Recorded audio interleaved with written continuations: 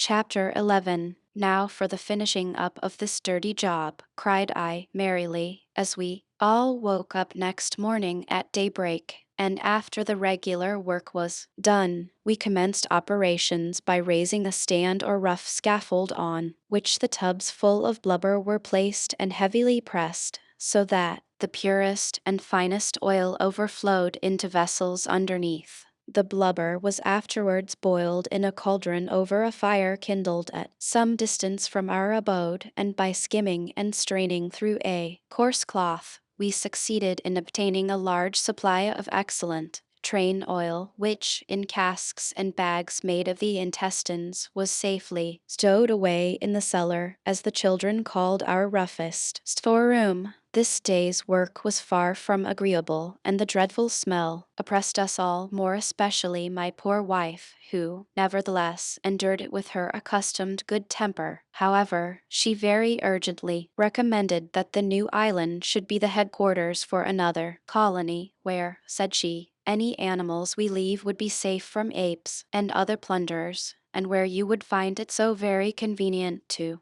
boil whale blubber, strain train oil, and the like. This proposal met with hearty approval, especially from the boys, who were always charmed with any new plan, and they were eager to act upon it at once. But when I reminded them of the putrefying carcass which lay there, they confessed it would be better to allow wind and storms, birds and insects to do their work in purging the atmosphere and reducing the whale to a skeleton before we revisited the island. The idea of a rowing machine kept recurring to my brain, and I determined to attempt to make one. I took an iron bar, which when laid across the middle of the boat projected about a foot each way. I provided this bar in the middle with ribbed machinery, and at each end with a sort of nave in which, as in a cart wheel, 4 flat spokes or paddles were fixed obliquely. These were intended to do the rower's part. Then the jack was arranged to act upon the machinery in the middle of the iron crossbar, in such a way that one of its strong cogwheels bit firmly into the ribs, so that when it was wound up, it caused the bar to revolve rapidly, of course turning with it the paddles fixed at either end, which consequently struck the water so as to propel the boat.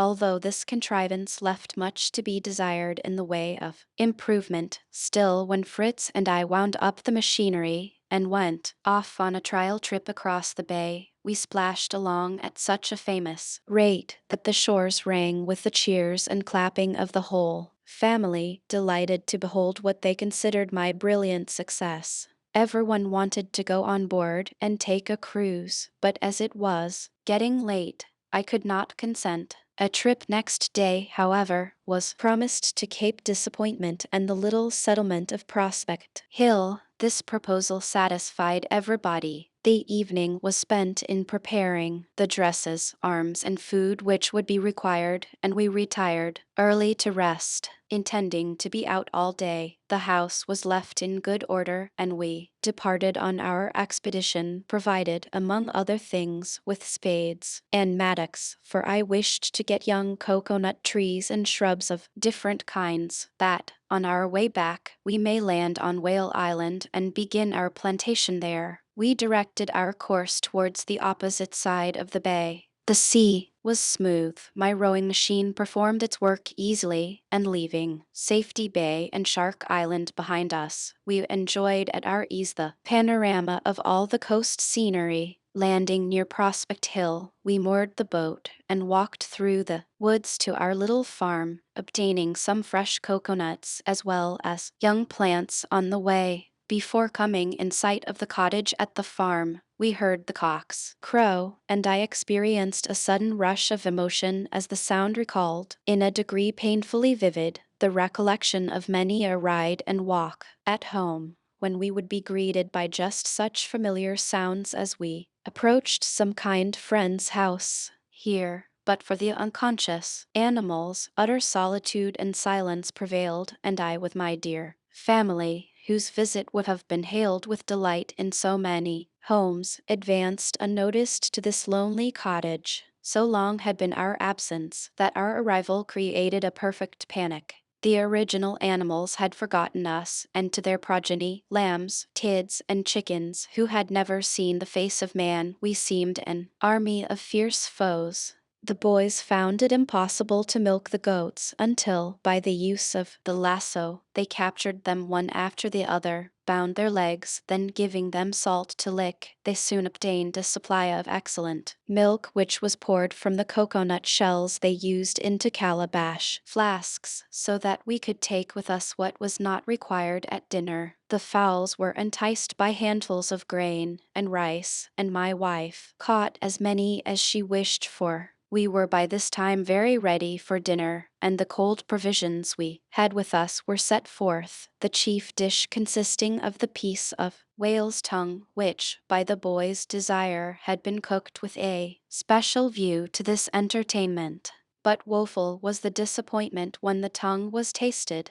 One after another, with dismal face, pronounced it horrid stuff, begged for some pickled herring to take away the taste of train oil, and willingly bestowed on Fangs the cherished dainty. Fortunately, there was a sufficient supply of other eatables, and the fresh, delicious coconuts and goat's milk put everyone in good humor. Again, while the mother packed everything up, Fritz and I got some sugar cane shoots which I wished to plant, and then returned to the shore and again embarked. Before returning to Whale Island, I felt a strong wish to round Cape Disappointment and survey the coast immediately beyond, but the promontory maintained the character of its name, and we found that a long sandbank as well as hidden reefs and rocks ran out a great way into the sea. Fritz espying breakers ahead, we put about at once, and aided by a light breeze, directed our course towards Whale Island. On landing, I began at once to plant the sugarcane shoots we had brought. The boys assisted me for a while, but wearied somewhat of the occupation, and one after another went off in search of shells and coral, leaving their mother and me to finish the work. Soon Jack came back, shouting loudly, "Father, Mother, do come and look. There is an enormous skeleton lying here. The skeleton of some fearful great beast, a mammoth, I should think." "Why, Jack," returned I laughing, "have you forgot our old acquaintance, the whale?" "What else could it be?" "Oh no, father, it is not the whale. This thing has not fish bones, but real good, honest, huge beast bones. I don't know what can have become of the whale, floated out to sea most likely. This mammoth is ever so much bigger. Come and see." As I was about to follow the boy, a voice from another direction suddenly cried, "Father, father, a great enormous turtle. Please make haste. It is waddling back to the sea as hard as it can go, and we can't stop it." This appeal being more pressing, as well as more important than Jack's, I snatched up an oar and hastened to their assistance. Sure enough, a large turtle was scrambling quickly towards the water, and was within a few paces of it, although Ernest was valiantly holding on by one of its hind legs. I sprang down the bank, and making use of the oar as a lever, we succeeded with some difficulty in turning the creature on its back. It was a huge specimen, fully 8 feet long, and being now quite helpless, we left it sprawling, and went to inspect Jack's mammoth skeleton, which, of course, proved to be neither more nor less than that of the whale. I convinced him of the fact by pointing out the marks of our feet on the ground and the broken jaws, where we had hacked out the whalebone. "What can have made you take up that fancy about a mammoth, my boy?" Ernest put it into my head, father. He said there seemed to be the skeleton of an antediluvian monster there, so I ran to look closer, and I never thought of the whale when I saw no fish bones. I suppose Ernest was joking. Whales are generally considered as fishes by those little acquainted with the animal kingdom, but they belong to the class of mammals which comprises man, the monkey tribes, the bats, the dogs and cats, all hoofed animals, whales and their allies with other animals, the last on the list being the sloth.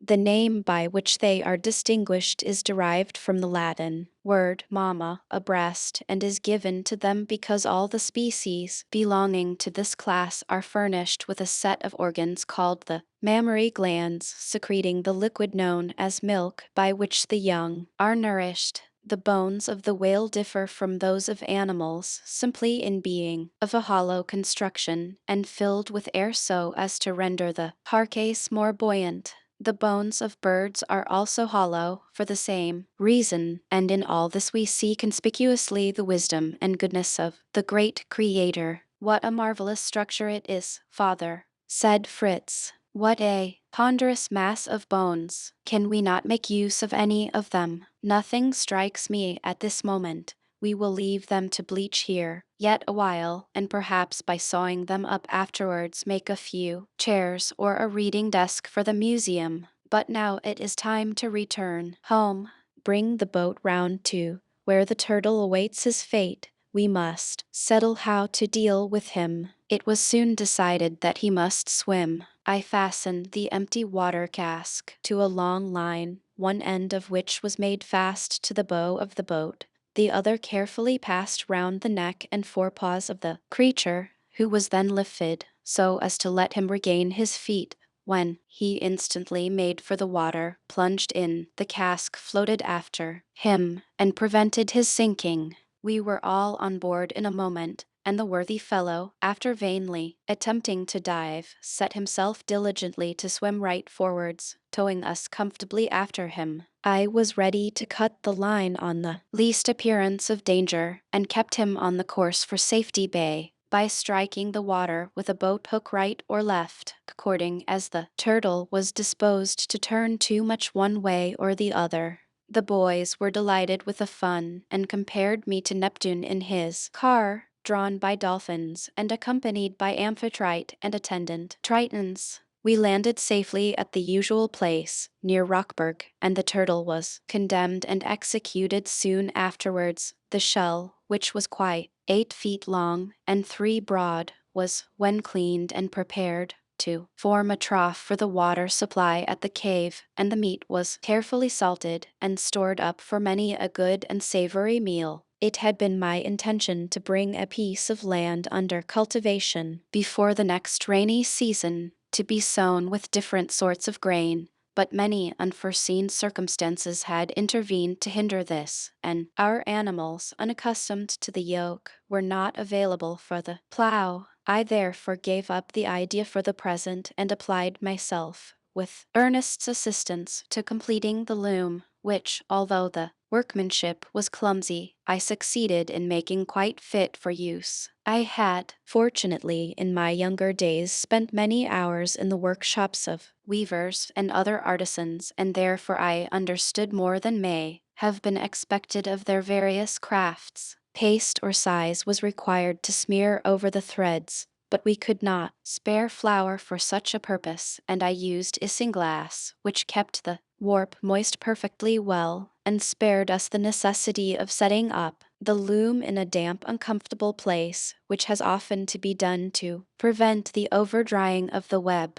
Of this isinglass I also made thin plates to be used as window panes. They were at least as transparent as horn, and when fixed deep in the rock and beyond the reach of rain, did good service in admitting light, success encouraging me to persevere. I next began harness making, the spoils of the chase having furnished us with plenty of leather, with which I covered light frames of wood, using the hairy moss or lichen for stuffing, and before long the animals were equipped with saddles, stirrups, bridles, yokes, and collars, to the very great satisfaction of their youthful riders and drivers. This occupation was followed by a great deal of work connected with the annual return of the herring shoals which now took place, to them succeeding, as on former occasions, shoals of other fish and many seals. More than ever aware of the value of all of these, we did not fail to make good use of our opportunities and captured large numbers.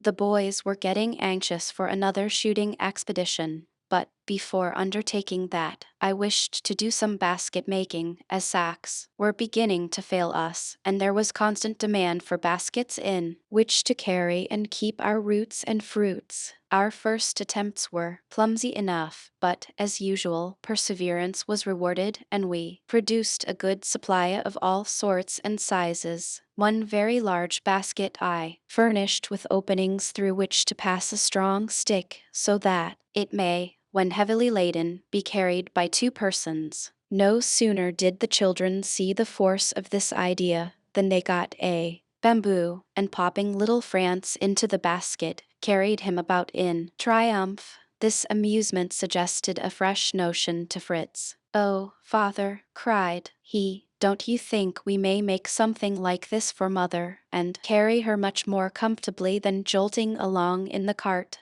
The boys shouted with glee at the proposal, and though their mother thought the plan feasible enough, she confessed that she did not much like the thought of sitting in the middle of a basket and just looking out now and then over the rim. However, I assured her it should be a well-shaped, comfortable sedan chair or litter, and the next question was how it should be carried, since the boys could not play the part of Indian palanquin bearers, either with safety to their mother or with any pleasure to themselves. "The bull and the buffalo," cried Jack. "Why not use them for it? Let's go and try them now." Off ran the boys, and in a short time the basket was securely hung between Storm and Grumble. Fritz and Jack sprang into their saddles, and Ernest very gingerly deposited himself in the cradle, as France called it.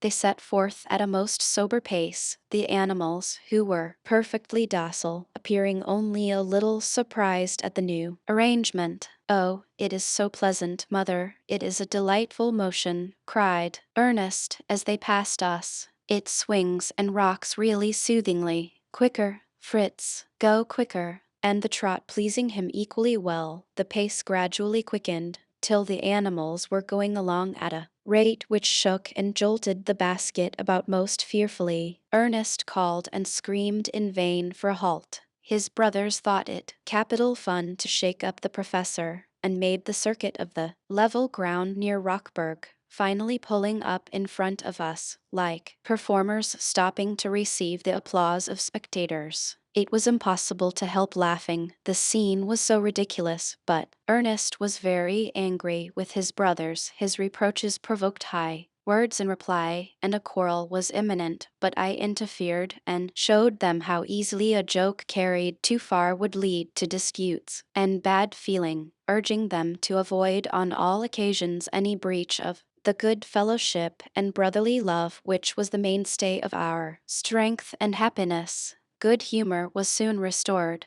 Ernest himself helped to unharness the beasts and got some handfuls of salt and barley to reward their exertions, saying that they must have some more palanquin practice. Another day, I was seated with my wife and Fritz beneath the shade of the veranda, engaged in wickerwork and chatting pleasantly, when suddenly Fritz got up, advanced a step or two, gazing fixedly along the avenue which led from Jackal River, then he exclaimed, "I see something so strange in the distance, father. What in the world can it be? First it seems to be drawn in coils on the ground like a cable, then uprises as it were a little mast, then that sinks and the coils move along again. It is coming towards the bridge." My wife took alarm at this description, and calling the other boys, retreated into the cave, where I desired them to close up the entrances and keep watch with firearms at the upper windows. These were openings we had made in the rock at some elevation, reached within by steps and a kind of gallery which passed along the front of the rooms. Fritz remained by me while I examined the object through my spyglass. "It is, as I feared, an enormous serpent," cried I. "It advances directly this way, and we shall be placed in the greatest possible danger, for it will cross the bridge to a certainty." "May we not attack it, father?" exclaimed the brave boy. "Only with the greatest caution," returned I. "It is far too formidable and too tenacious of life for us rashly to attempt its destruction. Thank God we are at Rockburg, where we can keep in safe retreat."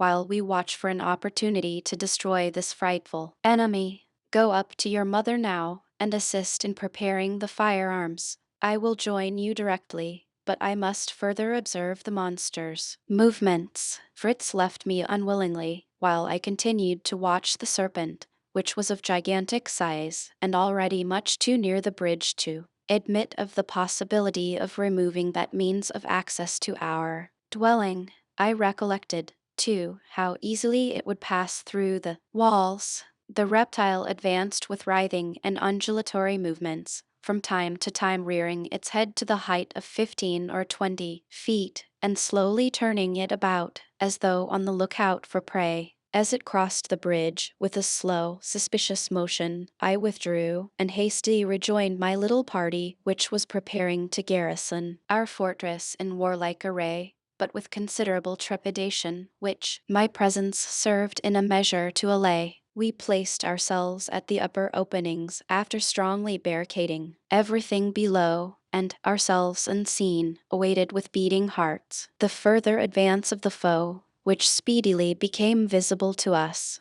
Its movements appeared to become uncertain, as though puzzled by the trace of human habitation. It turned in different directions, coiling and uncoiling, and frequently rearing its head, but keeping about the middle of the space in front of the cave, when suddenly, as though unable to resist doing so, one after another the boys fired, and evening, their mother discharged her gun. The shots took not the slightest effect beyond startling the monster, whose movements were accelerated. Fritz and I also fired with steadier aim, but with the same want of success, for the monster, passing on with a gliding motion, entered the reedy marsh to the left and entirely disappeared. A wonderful weight seemed lifted from our hearts, while all eagerly discussed the vast length and awful though magnificent appearance of the serpent. I had recognized it as the boa constrictor. It was a vast specimen, upwards of 30 feet in length.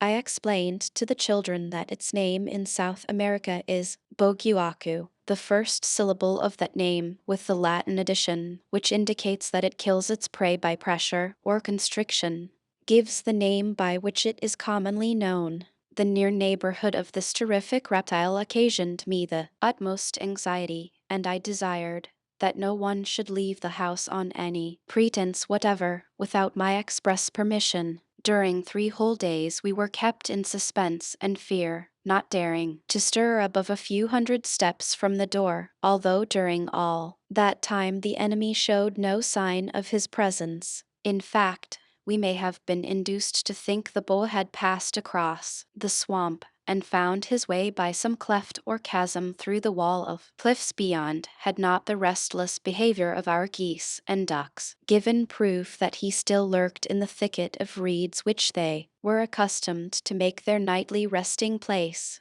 They swam anxiously about, and with much clapping of wings and disturbed cackling showed their uneasiness. Finally, taking wing, they crossed the harbor and took up their quarters on Shark's Island. My quandary increased as time passed on. I could not venture to attack with insufficient force a monstrous and formidable serpent, concealed in dense thickets amidst dangerous swamps, yet it was dreadful to live in a state of blockade, cut off from all the important duties in which we were engaged, and shut up with our animals in the unnatural light of the cave, enduring constant anxiety and perturbation. Out of this painful state we were at last delivered by none other than our good old simple-hearted donkey, not, however, by the exercise of a praiseworthy quality, but by sheer stupidity. Our situation was rendered the more critical from having no great stock of provisions or fodder for the animals, and the hay failing us. On the evening of the 3rd day, I determined to set them at liberty by sending them, under the guidance of Fritz, across the river at the ford.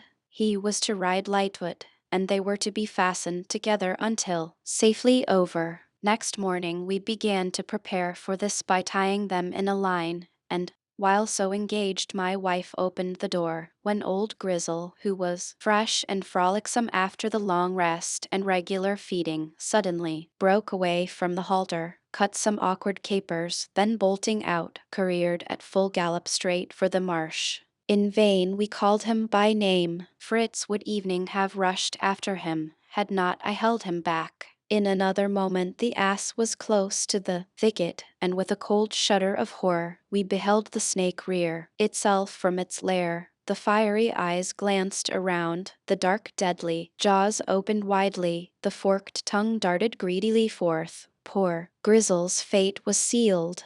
Becoming aware on a sudden of his danger, he stopped short, spread out all four legs, and set up the most piteous and discordant bray that ever wrung echo from rocks. Swift and straight as a fencer's thrust, the destroyer was upon him, wound round him, entangled, enfolded, compressed him, all the while cunningly avoiding the convulsive kicks of the agonized animal. A cry of horror arose from the spectators of this miserable tragedy. "Shoot him, Father! Oh, shoot him! Do save poor Grizzle! My children, it is impossible!" cried I. "Our old friend is lost to us forever." I have hopes, however, that when gorged with his prey, we may be able to attack the snake with some chance of success. "But the horrible wretch is never going to swallow him all at once, Father," cried Jack. "That will be too shocking. Snakes have no grinders, but only fangs, therefore they cannot chew their food and must swallow it whole." But although the idea is startling, it is not really more shocking than the rending, tearing, and shedding of blood which occurs when lions and tigers seize their prey. "But," said France, "how can the snake separate the flesh from the bones without tests? And is this kind of snake poisonous?" "No, dear child," said I, "only fearfully strong and ferocious. And it has no need to tear the flesh from the bones.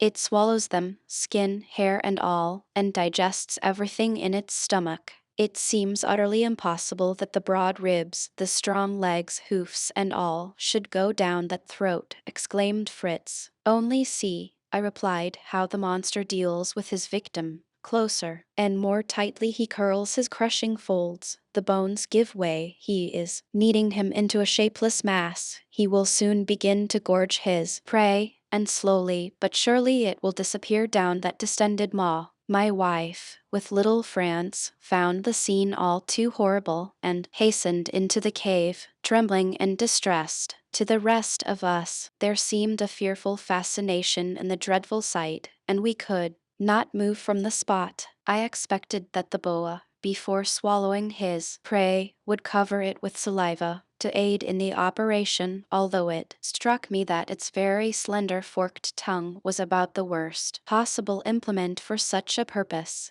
It was evident to us, however, that this popular idea was erroneous.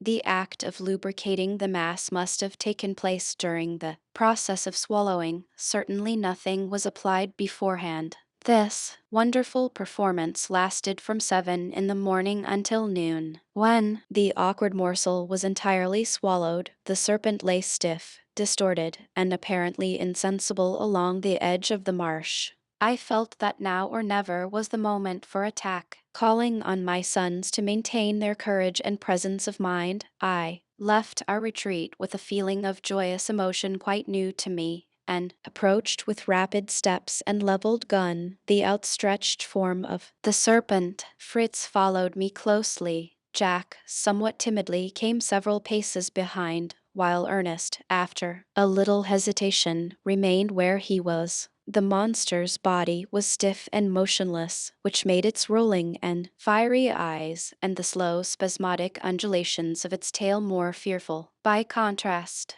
we fired together, and both balls entered the skull. The light of the eye was extinguished, and the only movement was in the further extremity of the body, which rolled, writhed, coiled, and lashed from side to side. Advancing closer, we fired our pistols directly into its head. A convulsive quiver ran through the mighty frame, and the boa constrictor lay dead. As we raised a cry of victory, Jack, desirous of a share in the glory of conquest, ran close to the creature, firing his pistol into its side, when he was sent sprawling over and over by a movement of its tail, excited to a last galvanic effort by the shot. Being in no way hurt, he speedily recovered his feet and declared he had given it its quietus. I hope the terrific noise you made just now was the signal of victory, said my wife, drawing near with the utmost circumspection and holding France tightly by the hand. I was half afraid to come. I assure you, see this dreadful creature dead at our feet, and let us thank God that we have been able to destroy such an enemy. What's to be done with him now? Asked Jack. Let us get him stuffed, said Fritz, and set him up in the museum, amongst our shells and corals. Did anybody ever think of eating serpents? Inquired France. Of course not, said his mother. Why, child, serpents are poisonous. It would be very dangerous. Excuse me, my dear wife, said I. First of all, the boa is not poisonous, and then, besides that, the flesh evening of poisonous snakes can be eaten without danger, as for instance the rattlesnake, from which can be made a strong and nourishing soup, tasting very like good chicken broth. Of course, the cook must be told to throw away the head, containing the deadly fangs. It is remarkable that pigs do not fear poisonous snakes, but can kill and eat them without injury. An instance of this occurs to my memory. A vessel on Lake Superior, in North America, was wrecked on a small island abounding in rattlesnakes and for that reason uninhabited. The vessel had a cargo of live pigs. The crew escaped to the mainland in a boat, but the pigs had to be left for some time, till the owner could return to fetch them, but with the small hope of finding many left alive. To his surprise, the animals were not only alive, but remarkably fat and flourishing, while not a single rattlesnake remained on the island. The pigs had clearly eaten the serpents, but may not some other cause have been assigned for their disappearance? Asked Ernest. Suppose, for example, that a great flight of secretary birds had arrived. They may have cleared the island of rattlesnakes. Oh, what is a secretary bird? Interrupted France. I thought a secretary meant a man who wrote letters. So it does, France, and the bird Ernest spoke of has curious long feathers projecting from either side of its head, something like pens, stuck behind a man's ear. Therefore its name. It is perfectly true that it lives on snakes, lizards, toads, and frogs, but, Ernest, I cannot give up my pigs, for, in the first place, the secretary bird is an inhabitant of southern Africa, and is never seen in North America, neither does it ever fly in a flock. Still, so ravenous is its appetite, that, no doubt, evening one or two, had they by some miracle found themselves on Lake Superior, would have been able to give a very good account of the deadly reptiles, and at least shared in the glory of their extermination. My wife having gone to prepare dinner, we continued talking as we rested in the shade of some rocks near the serpent for a considerable time. The open air was welcome to us after our long imprisonment, and we were, besides, desirous to drive off any birds of prey who may be attracted to the carcass, which we wished to preserve entire. My boys questioned me closely on the subject of serpents in general, and I described to them the action of the poison fangs, how they folded back on the sides of the upper jaw, and how the poison-secreting glands and reservoir are found at the back and sides of the head, giving to the venomous serpents that peculiar width of head which is so unfailing a characteristic. The fangs are hollow, said I, and when the creature bites, the pressure forces down a tiny drop of the liquid venom, which enters the wound and, through the veins, quickly spreads over the entire system. Sometimes, if taken in time, cures are effected, but in most cases the bite of a serpent is followed by speedy death. The children were much interested in my account of the snake charmers of India, how they fearlessly handle the most deadly of the serpent tribe, the cobra de capello or hooded cobra, cause them to move in time to musical sounds from a small pipe, twine the reptile about their arms and bare necks, and then, to prove that the poison fangs have not been removed, make them bite a fowl, which soon dies from the effects. How is it possible to extract the fangs, father? Asked Ernest. No instrument is required, replied I. I have read the account, written by a gentleman in India, who saw a snake charmer catch a large cobra in the jungle, and for the purpose of removing the fangs held up a cloth at which the irritated snake flew, and the fangs being caught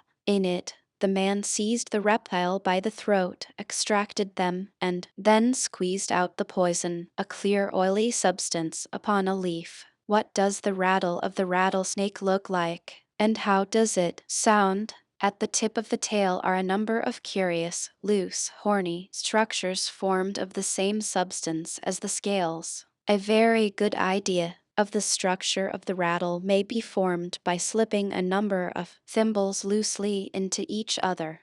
The rattlesnake lies coiled with its head flat and the tip of its tail elevated. When alarmed or irritated, it gives a quivering movement to the tail which causes the joints of the rattle to shake against each other with a peculiar sound not easily described. All animals, evening, horses newly brought from Europe, tremble at this noise and try to escape. What is the best thing to be done for the bite of a serpent? Inquired Fritz. Remedies are very various, very uncertain, and differ with the species inflicting the bite: suction, ammonia, oil, the use of the knife, application of fresh mold, lunar caustic, leaves of certain plants. All these and more are mentioned. There is a creeping plant called Aristolodokia indica, the leaves of which have in repeated instances done wonders for fearful bites. It is found in many parts of the world, but most plentifully in the hotter regions. A mode of cure adopted by the natives of India, Ceylon, and parts of Africa is by the application of a remarkable object called snake stone. These are described as flattish, something like half an almond with squared ends, rather light, bearing a very high polish, and of an intense jetty black. On being bitten by a cobra, the sufferer applies one of these stones to each puncture, where they adhere strongly for a time, 5 or 6 minutes being about the average. They seem to absorb the blood as it flows from the wound, and at the last fall off when the danger is considered to be over. But now we must leave this fertile subject of discussion, and I can only say I sincerely trust we may never have cause to resume it from the appearance of another serpent here of any sort, size, or description. But come, Ernest, can you not give us an epitaph for our unfortunate friend the donkey? We must afford him more honorable sepulture than he enjoys at present, when we proceed, as we speedily must, to disembowel his murderer. Ernest took the matter quite seriously, and planting his elbows on his knees, he bent his thoughtful brow in his hands, and remained wrapped in poetic meditation for about 2 minutes. "I have it," cried he, "but perhaps you will all laugh at me. No, no, don't be shy, old fellow, spit it out." And thus encouraged by his brother Ernest, with the blush of a modest author, began: "Beneath this stone poor Grizzle's bones are laid. A faithful ass he was, and loved by all. At length his master's voice he disobeyed, and by that came his melancholy fall. A monstrous serpent, springing from the grass, seized, crushed, and swallowed him before our eyes. But we, though yet we mourn our honest ass, are grateful, for he by that saved the lives of all the human beings on this shore, a father, mother, and their children 4. Hurrah for the epitaph! Well done, Ernest!" resounded on all sides, and taking out a large red pencil I used for marking wood, the lines were immediately inscribed on a great flat stone, being, as I told the boy, the very best poetry that had ever been written on our coast. We then had dinner, and afterwards went to work with the serpent. The first operation was to recover the mangled remains of the ass, which, being effected, he was buried in the soft marshy ground close by, and the whole filled up with fragments of rock. Then we yoked Storm and Grumble to the Serpent and dragged it to a convenient distance from Rockburg, where the process of skinning, stuffing, and sewing up again afforded occupation of the deepest interest to the boys for several days. We took great pains to coil it round a pole in the museum, arranging the head with the jaws wide open so as to look as alarming as possible, and contriving to make eyes and tongue which were quite sufficient to represent nature. In fact, our dogs never passed the monster without growling, and must have wondered at our taste in keeping such a pet. Chapter 12. The greatest danger to which we had yet been exposed was now over, but there remained much anxiety in my mind lest another serpent may, unseen by us, have entered the swamp, or may appear, as this had done, from the country beyond Falconhurst. I projected then 2 excursions, the first to make a thorough examination of the thicket and morass, the next right away to the gap, through which alone the archenemy could have entered our territory. On summoning my sons to accompany me to the marsh, I found neither Ernest nor Jack very eager to do so, the latter vowing he had the cold shivers each time he thought how his ribs may have been smashed by the last flap of the snake's tail. But I did not yield to their reluctance, and we finally set about crossing the marsh by placing planks and wicker hurdles on the ground and changing their places as we advanced. Nothing was discovered beyond tracks in the reeds and the creatures' lair, where the rushes, grass, and bog plants were beaten down.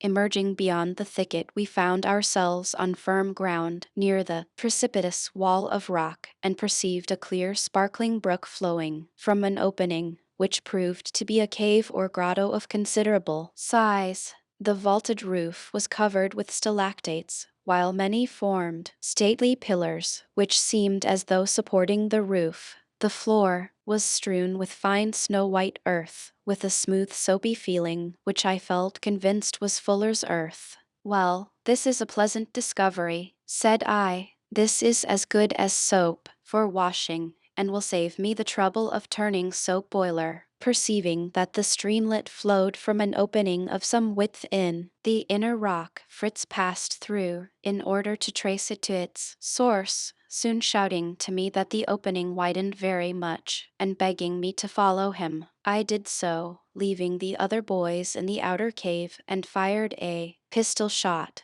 the reverberating echoes of which testified to the great extent of the place, and lighting the bit of candle I always carried with me, we advanced, the light burning clear and steadily, though shedding a very feeble light in so vast a space. Suddenly Fritz exclaimed, "I truly believe this is a second cave of salt. See how the walls glance, and how the light is reflected from the roof." "These cannot be salt crystals," said I. "The water which flows over them leaves no track, and tastes quite sweet. I am rather inclined to believe that we have penetrated into a cave of rock crystal." "Oh, how splendid! Then we have discovered a great treasure, certainly, if we could make any use of it. Otherwise, in our situation, it is about as valuable as the lump of gold found by good old Robinson Crusoe. Anyhow, I will break off a piece for a specimen. See, here is a fine bit, only rather dull, and not transparent. What a pity! I must knock off another. You must go more carefully to work, or it will look as dull as the first.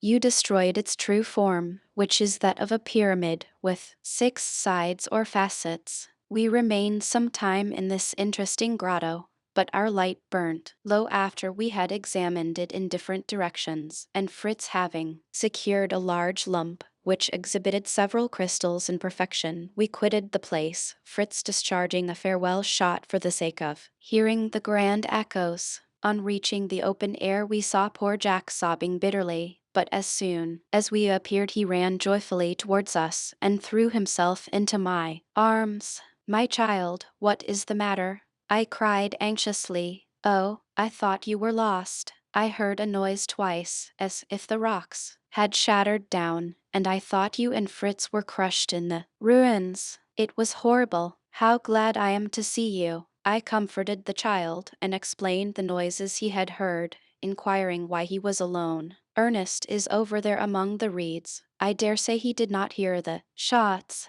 I found Ernest busily engaged in weaving a basket in which to catch fish. He had devised it ingeniously with a funnel-shaped entrance, through which the fish passing would not easily find their way out, but would remain swimming about in the wide part of the apparatus. I shot a young serpent while you were away, father, said he. It lies there covered with rushes. It is nearly 4 feet long, and as thick as my arm. A serpent, cried I, hurrying towards it in alarm, and fearing there must be a brood of them in the swamp after all. A fine large eel you mean, my boy. This will provide an excellent supper for us tonight. I am glad you had the courage to kill it, instead of taking to your heels and fleeing from the supposed serpent. Well, I thought it would be so horrid to be pursued and caught that I preferred facing it. My shot took effect, but it was very difficult to kill the creature outright. It moved about although its head was smashed. The tenacity of life possessed by eels is very remarkable, I said. I have heard that the best mode of killing them is to grasp them by the neck and slap their tails smartly against a stone or post. We made our way back more easily by keeping close to the cliffs, where the ground was firmer, and found my wife washing clothes at the fountain. She rejoiced greatly at our safe return, and was much pleased with the supply of fuller's earth, as she said there was now very little soap left. The eel was cooked for supper, and during the evening a full account was given of our passage through the swamp and discovery of the rock crystal cavern. It was most important to ascertain whether any serpent lurked among the woods of our little territory between the cliffs and the sea. Preparations were set on foot for the second and greater undertaking of a search throughout the country beyond the river as far as the Gap. I wished all the family to go on the expedition, a decision which gave universal satisfaction. Intending to be engaged in this search for several weeks, we took the small tent and a store of all sorts of necessary provisions, as well as firearms, tools, cooking utensils, and torches. All these things were packed on the cart, which was drawn by Storm and Grumble. Jack and France mounted them and acted at once the part of riders and drivers. My wife sat comfortably in the cart. Fritz rode in advance, while Ernest and I walked. We were protected in flank by the dogs and Fangs, the tame jackal, directing our course towards woodlands. We saw many traces of the serpent's approach to Rockburg. In some places where the soil was loose, the trail, like a broad furrow, was very evident truly. At Falconhurst we made a halt and were, as usual, welcomed by the poultry as well as by the sheep and goats. We then passed on to woodlands, where we arrived at nightfall. All was peaceful and in good order, no track of the boa in that direction, no signs of visits from mischievous apes. The little farm and its inhabitants looked most flourishing. Next day was passed in making a survey of the immediate neighborhood, at the same time collecting a quantity of cotton, which was wanted for new pillows and cushions. In the afternoon France was my companion, carrying a small gun, entrusted to him for the first time. We took Fangs and Bruno with us, and went slowly along the left bank of the lake, winding our way among reedy thickets, which frequently turned us aside a considerable distance from the water.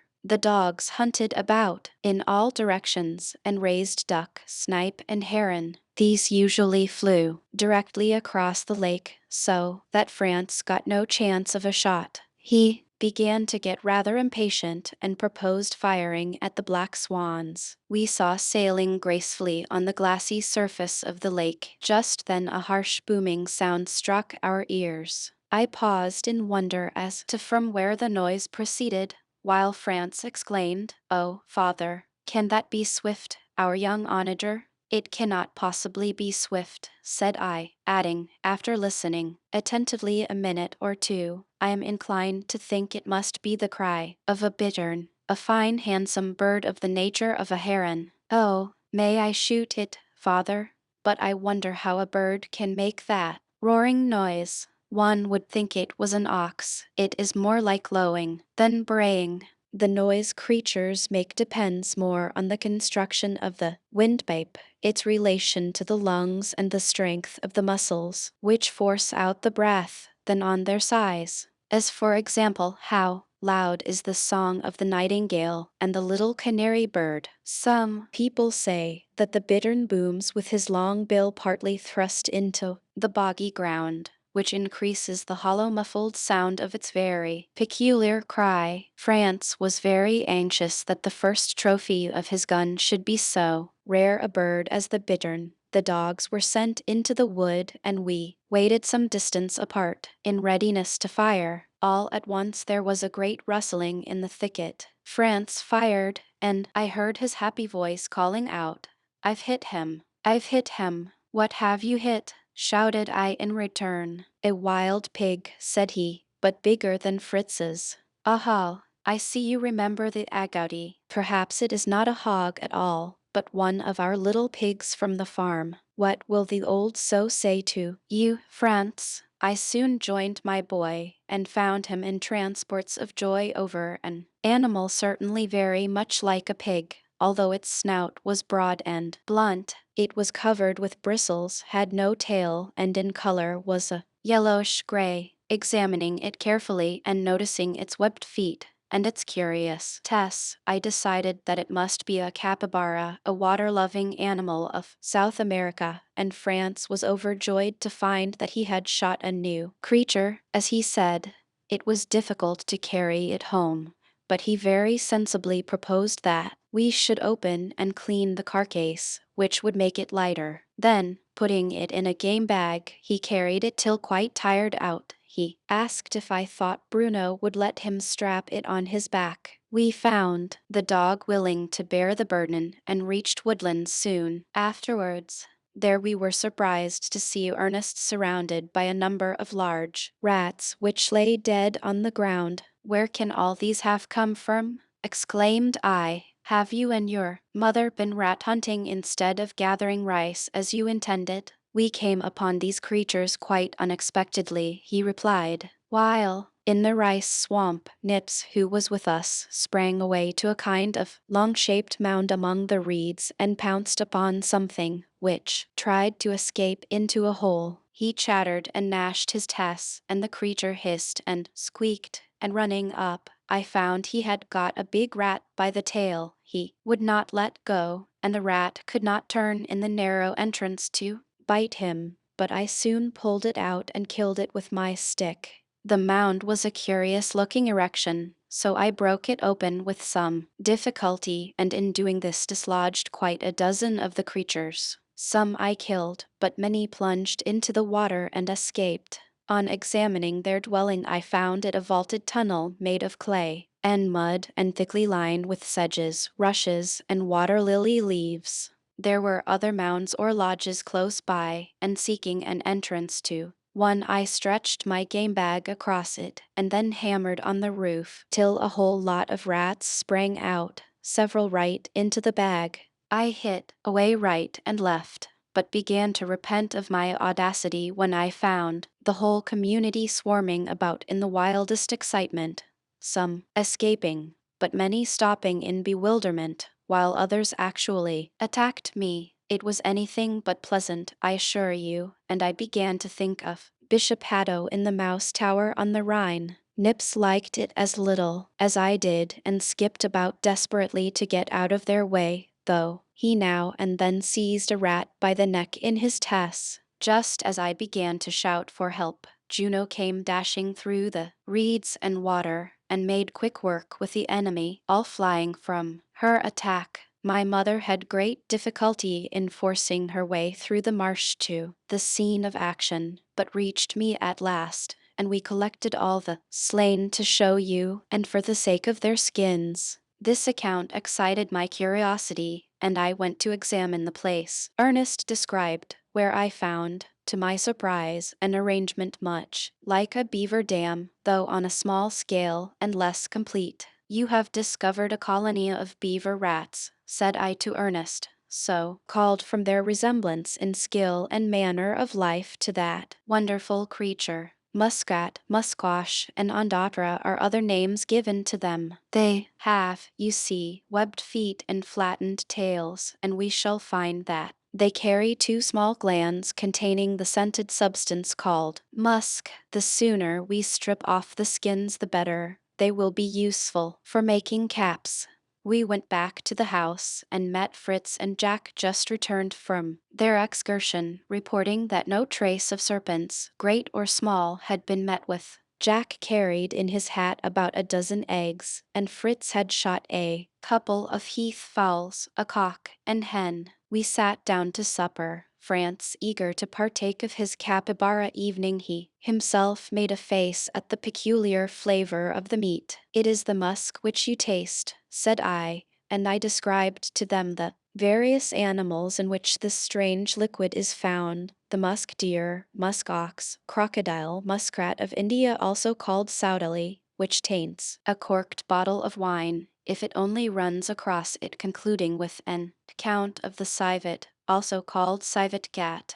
The civet, said I, is a handsome black and white animal, and the perfume obtained from it was formerly considered a valuable medicine. In the present day it is used chiefly as a scent. This odoriferous substance is secreted, i.e. formed, in a double glandular pouch near the tail, and the Dutch keep the creature in captivity so that it shall afford them a continual supply. The method of removing the civet perfume is ingenious. The animal is very quick and elastic in its movements, and having sharp teeth it is not pleasant to handle. So it is put into a long, narrow cage in which it cannot turn around. A horn spoon is then introduced, and the perfume, a thick, oily stuff something like butter, is coolly scraped from the pouch, the plundered civet being then released from straight durance until the supply is reformed. Soon Jack ran for his game bag, producing some fruit,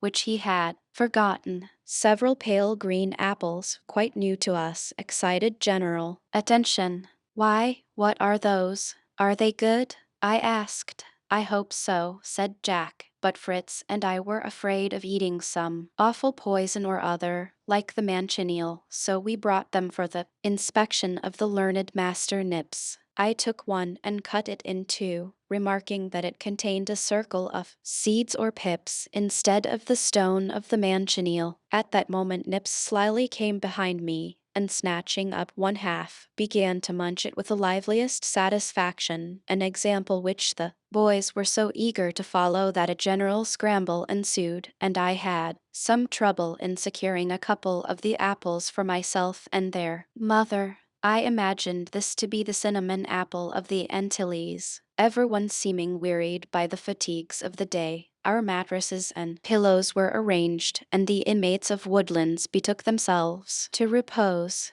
With early light we commenced the next day's journey, directing our course to a point between the sugar brake and the gap, where we had once made a sort of arbor of the branches of trees. As this remained in pretty good condition, we spread a sailcloth over the top of it, instead of pitching the tent, and made it very comfortable quarters for the short time I proposed to stay there, our object being to search the neighborhood for traces of the boa constrictor or any of his kindred. Fritz, Jack, and France went with me to the sugar-cane brake, and we satisfied ourselves that our enemy had not been there. It was long since we had enjoyed the fresh juice of these canes, and we were refreshing ourselves with that, when a loud barking of dogs and loud rustling and rattling through the thicket of canes disturbed our pleasant occupation, and as we could see nothing a yard off where we stood, I hurried to the open ground, and with guns in readiness we awaited what was coming. In a few minutes a herd of creatures like little pigs issued from the thicket and made off in single file at a brisk trot. They were of a uniform gray color, and showed short, sharp tusks. My trusty double barrel speedily laid low two of the fugitives, which I felt certain to be peccaries. The others continued to follow the leader. in line, scarcely turning aside to pass the dead bodies of their comrades and maintaining the same steady pace, although Fritz and Jack also fired and killed several. I felt certain that these were peccaries, and recollected that an odoriferous gland in the back must be removed immediately, otherwise the meat will become tainted and quite unfit to eat. This operation, with the help of my boys, I accordingly performed at once. Soon, hearing shots in the direction of the hut where we had left Ernest and his mother, I sent Jack to their assistance, desiring him to fetch the cart, that the booty may be conveyed to our encampment, employing the time of his absence in opening and cleaning the animals, thus reducing their weight. Ernest came back with Jack in the cart and told us that the procession of peccaries had passed near the hut and that he, with Juno's help, had secured 3 of them. I was glad to hear this, as I had determined to cure a good supply of hams, and we made haste to load the cart. The boys adorned it with flowers and green boughs, and with songs of triumph which made the woods ring. They conveyed the valuable supply of game to the hut, where their mother anxiously waited for us. After dinner, we set to work upon our pigs, singeing and scalding off the bristles. I cut out the hams, divided the flitches, bestowed considerable portions of the carcass on the dogs, and diligently cleansed and salted the meat, while the boys prepared a shed where it was to be hung to be cured in the smoke of fires of green wood. This unexpected business of course detained us in the place for some time. On the second day, when the smoking shed was ready, the boys were anxious to cook the smallest porker in the Otaheitian fashion. For this purpose they dug a hole, in which they burnt a quantity of dry grass, sticks and weeds, heating stones, which were placed round the sides of the pit. While the younger boys made ready the oven, Fritz singed and washed his peccary, stuffing it with potatoes, onions, and herbs, and a good sprinkling of salt and pepper. He then sewed up the opening, and enveloped the pig in large leaves to guard it from the ashes and dust of its cooking place. The fire no longer blazed, but the embers and stones were glowing hot. The pig was carefully placed in the hole, covered over with hot ashes, and the hole with earth, so that it looked like a big mole heap. Dinner was looked forward to with curiosity as well as appetite. My wife, as usual, distrusting our experiments, was not sanguine of success, and made ready some plain food as a piss-aller asterisk. Asterisk last resort, backup, poor substitute. She was well pleased with the curing hut, which was roomy enough to hang all our hams and bacon. On a wide hearth in the middle we kindled a large fire, which was kept constantly smoldering by heaping it with damp grass and green wood. The hut being closed in above, the smoke filled it and penetrated the meat thoroughly. This process it had to undergo for several days. In a few hours Fritz gave notice that he was going to open his oven. Great excitement prevailed as he removed the earth, turf, and stones, and a delicious appetizing odor arose from the opening. It was the smell of roast pork, certainly, but with a flavor of spices which surprised me until I thought of the leaves in which the food had been wrapped up. The peccary was carefully raised, and when a few cinders were picked off, it looked a remarkably well-cooked dish. Fritz was highly complimented on his success, evening by his mother. The scented leaves were, I thought, those of a tree which I knew to be found in Madagascar, called by the natives ravensara or good leaf. It is said to combine the scent of the nutmeg, clove, and cinnamon. The fruit is a species of nut, possessing the scent of the leaves in a more delicate degree, and from it an oil or essence is distilled, which is highly valued in native cookery. During the process of curing our large supply of hams and bacon, which occupied several days, we roamed about the neighborhood in all directions, finding no trace of the serpent, but making many valuable acquisitions, among which were some gigantic bamboos from 50 to 60 feet in length, and of proportionate thickness. These, when cut across near the joints, formed capital casks, tubs, and pots, while the long sharp thorns, which begirt the stem at intervals, were as strong and useful as iron nails. One day we made an excursion to the farm at Prospect Hill, and were grievously provoked to find that the vagabond apes had been there and wrought terrible mischief as before at Woodlands. The animals and poultry were scattered, and everything in the cottage so torn and dirtied that it was vain to think of setting things right. That day we therefore very unwillingly left the disorder as we found it, purposing to devote time to the work afterwards. When all was in readiness for the prosecution of our journey, we closed and barricaded the hut in which, for the present, we left the store of bacon, and arranging our march in the usual patriarchal style, we took our way to the Gap, the thorough defense of which defile was the main object we had in view. Our last halting place being much enclosed by shrubs, bamboos, and brushwood, we had during our stay opened a path through the cane thicket in the direction we were about to travel. This we now found of the greatest assistance, and the loaded cart passed on without impediment.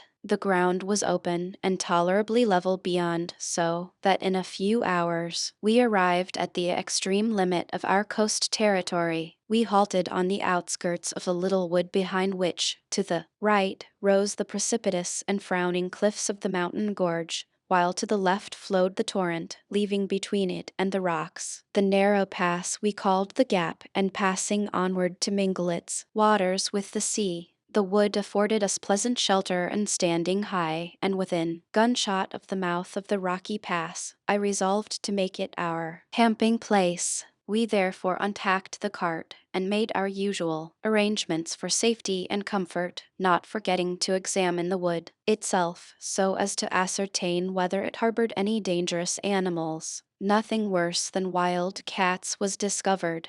We disturbed several of these creatures in their pursuit of birds and small game, but they fled at our approach. By the time dinner was ready, we felt much fatigued, and some hours of unusually sultry and oppressive heat compelled us to rest until towards evening, when returning coolness revived our strength. We pitched the tent and then occupied ourselves with preparations for the next day, when it was my intention to penetrate the country beyond the defile and make a longer excursion across the savannah than had yet been undertaken. All was ready for a start at an early hour. My brave wife consented to remain in camp with France as her companion, while the 3 elder boys and all the dogs except Juno went with me. We expected to find it somewhat difficult to make our way through the narrowest part of the pass, which had been so strongly barricaded and planted with thorny shrubs, but found on the contrary that the fences and walls were broken down and disarranged. It was thus very evident that the great snake, as well as the herd of peccaries, had made an entrance here. This barricade was the first check that had been placed by hand of man upon the wild free will of nature in this lonely place. With one consent, storms, floods, torrents, and the wild beasts of the forest had set themselves to destroy it. We resolved to make the defenses doubly strong, being convinced that the position was capable of being barricaded and fortified so as to resist the invaders we dreaded. The prospect which opened before us on emerging from the rocky pass was wide and varied. Swelling hills and verdant wooded vales were seen on one hand, while a great plain stretched before us, extending from the banks of the river towards a chain of lofty mountains, whose summits were rendered indistinct in the haze of the distance. We crossed the stream, which we named East River, filling our flasks with water, and it was well we did so, for in continuing our journey, we found the soil become more arid and parched than we had expected.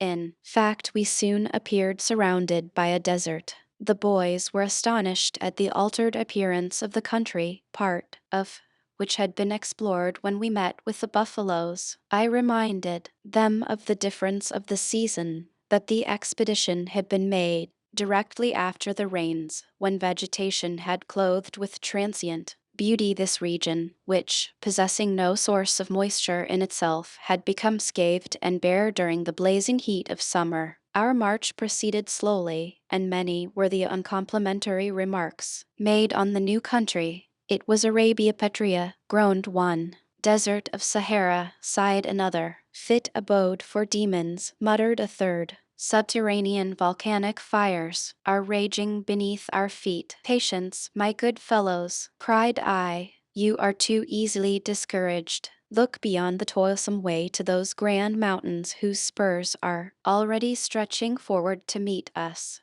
Who knows what pleasant surprises await us amid their steep declivities? I, for my part, expect to find water, fresh grass, trees, and a lovely resting place. We were all glad to repose beneath the shade of the first overhanging rock we came to, although by pressing further upwards we may have attained to a pleasanter spot. Looking back towards the gap, we marked the strange contrast of the smiling country bordering the river and the dreary, monotonous plain we had traversed. After gazing on the distant scene, we produced our store of provisions and were busily engaged when Nips, our constant companion, suddenly began to snuff and smell about in a very ridiculous way. Finally, with a shriek which we knew was expressive of pleasure, he set off at full speed, followed by all the dogs, up a sort of glen behind us. We left them to their own devices, being far too pleasantly engaged with our refreshments to care much what fancy the little rogue had got in his head. When hunger was somewhat appeased, Fritz once more cast his eyes over the expanse of plain before us, and after looking fixedly for a moment, exclaimed, "Is it possible that I see a party of horsemen riding at full gallop towards us? Can they be wild Arabs of the desert?" "Arabs, my boy? Certainly not. But take the spyglass and make them out." "Exactly. We shall have to be on our guard, whatever they are. I cannot see distinctly enough to be sure," said he soon, and imagination supplies the deficiency of sight in most strange fashion. I could fancy them wild cattle, loaded carts, wandering haycocks, in fact almost anything I like. The spyglass passed from hand to hand. Jack and Ernest agreed in thinking the moving objects were men on horseback, but when it came to my turn to look, I at once pronounced them to be very large ostriches. "This is fortunate, truly," I exclaimed. "We must try to secure one of these magnificent birds. The feathers alone are worth having. A live ostrich, father, that would be splendid. Why, we may ride upon him." As the ostriches approached, we began to consider in what way we should attempt a capture. I sent Fritz and Jack to recall the dogs, and placed myself with Ernest behind some shrubs which would conceal us from the birds as they came onwards. The boys did not rejoin us for some little time. They found Nips and the dogs at a pool of water formed by a small mountain stream, which the monkey's instinct had detected.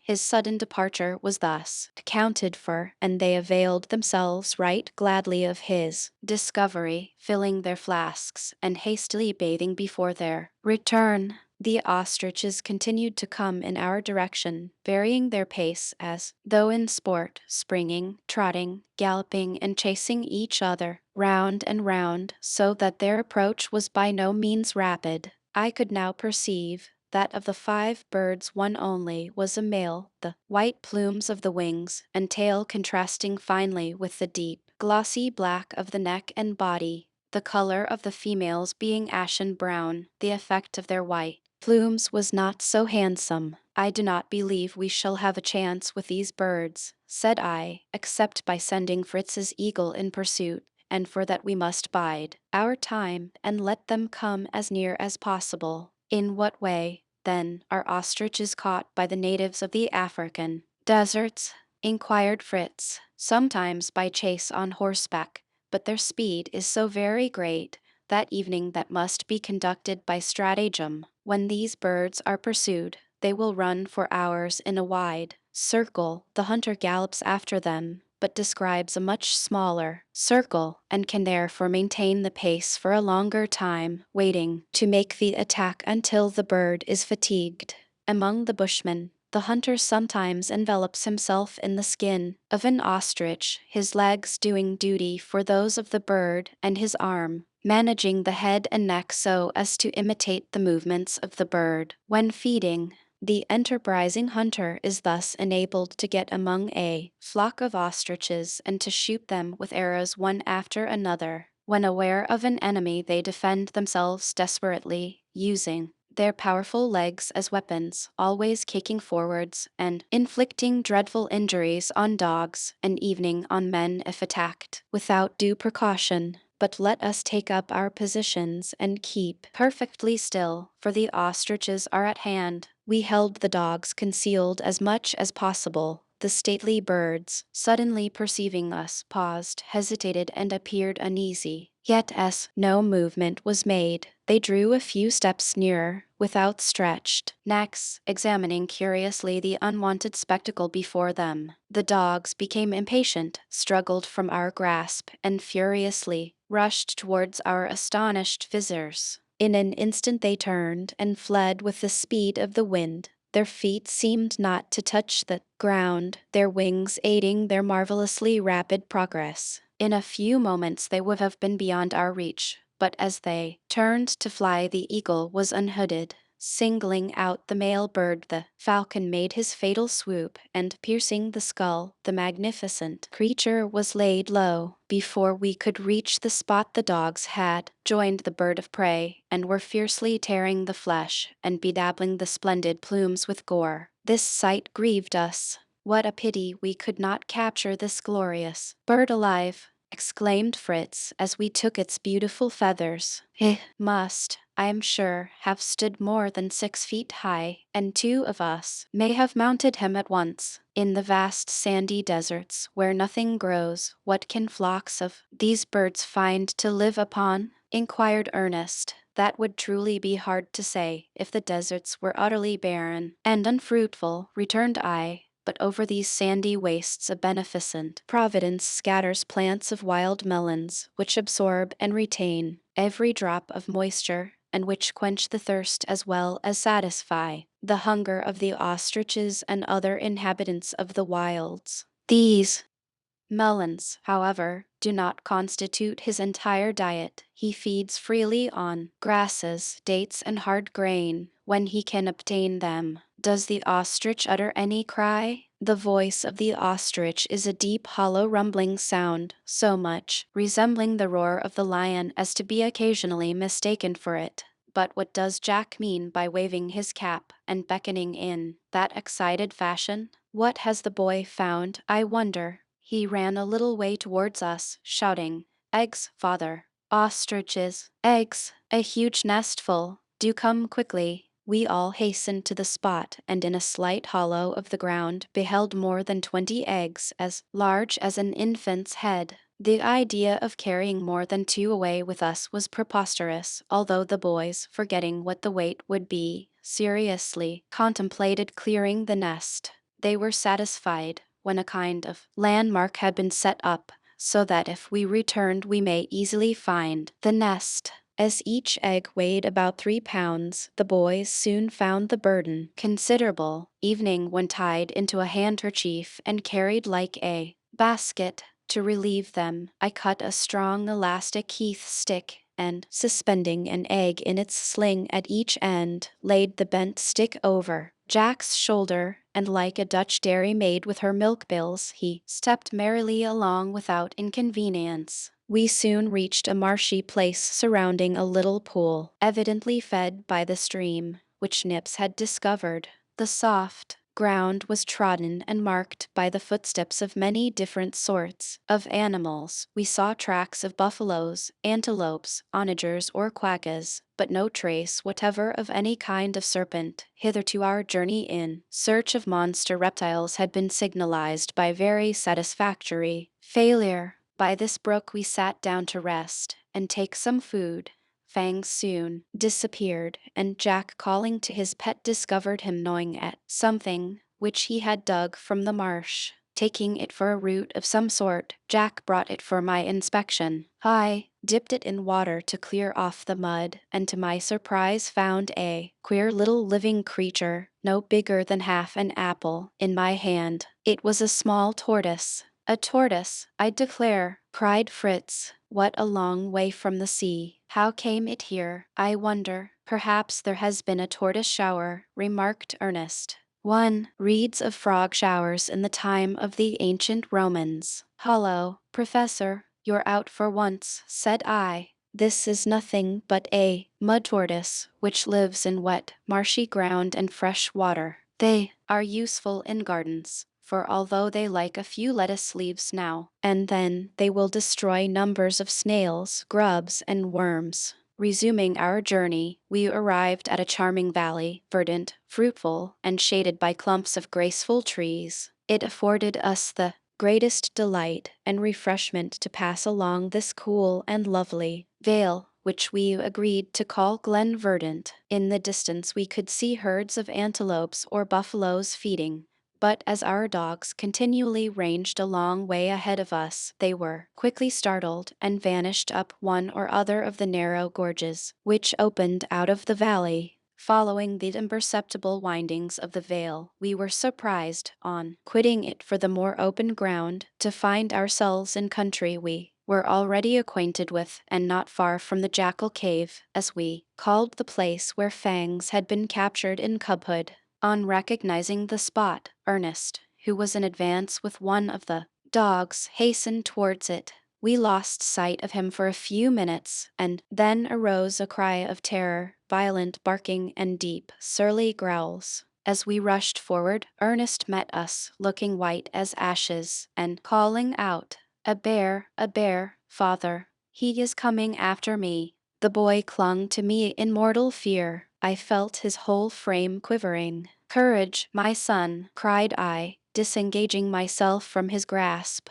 "We must prepare for instant defense." The dogs dashed forward to join the fray, whatever it was, and not long were we in doubt. To my no small consternation, an enormous bear made his appearance, quickly followed by another. With leveled guns, my brave Fritz and I advanced slowly to meet them. Jack was also ready to fire, but the shock had so unnerved Ernest that he fairly took to his heels. We fired together, one at each bear, but, though hit, the monsters were unfortunately only wounded. We found it most difficult to take aim, as the dogs beset them on all sides. However, they were much disabled, one having the lower jaw broken, and the other, with a bullet in its shoulder, was effectually lamed. The dogs, perceiving their advantage, pressed more closely round their foes, who yet defended themselves furiously with frightful yells of such was the confusion and perpetual movement of the struggle that I dared not fire again, seeing that evening slightly wounding one of our gallant hounds would instantly place him in the power of the raging bears. Watching our opportunity, we suddenly advanced with loaded pistols to within a very few paces of the animals, and firing, both fell dead, one shot through the head, the other in the act of rearing to spring on. Fritz received his charge in its heart. "Thank heaven," cried I, as with dull groans the brutes sank to the ground.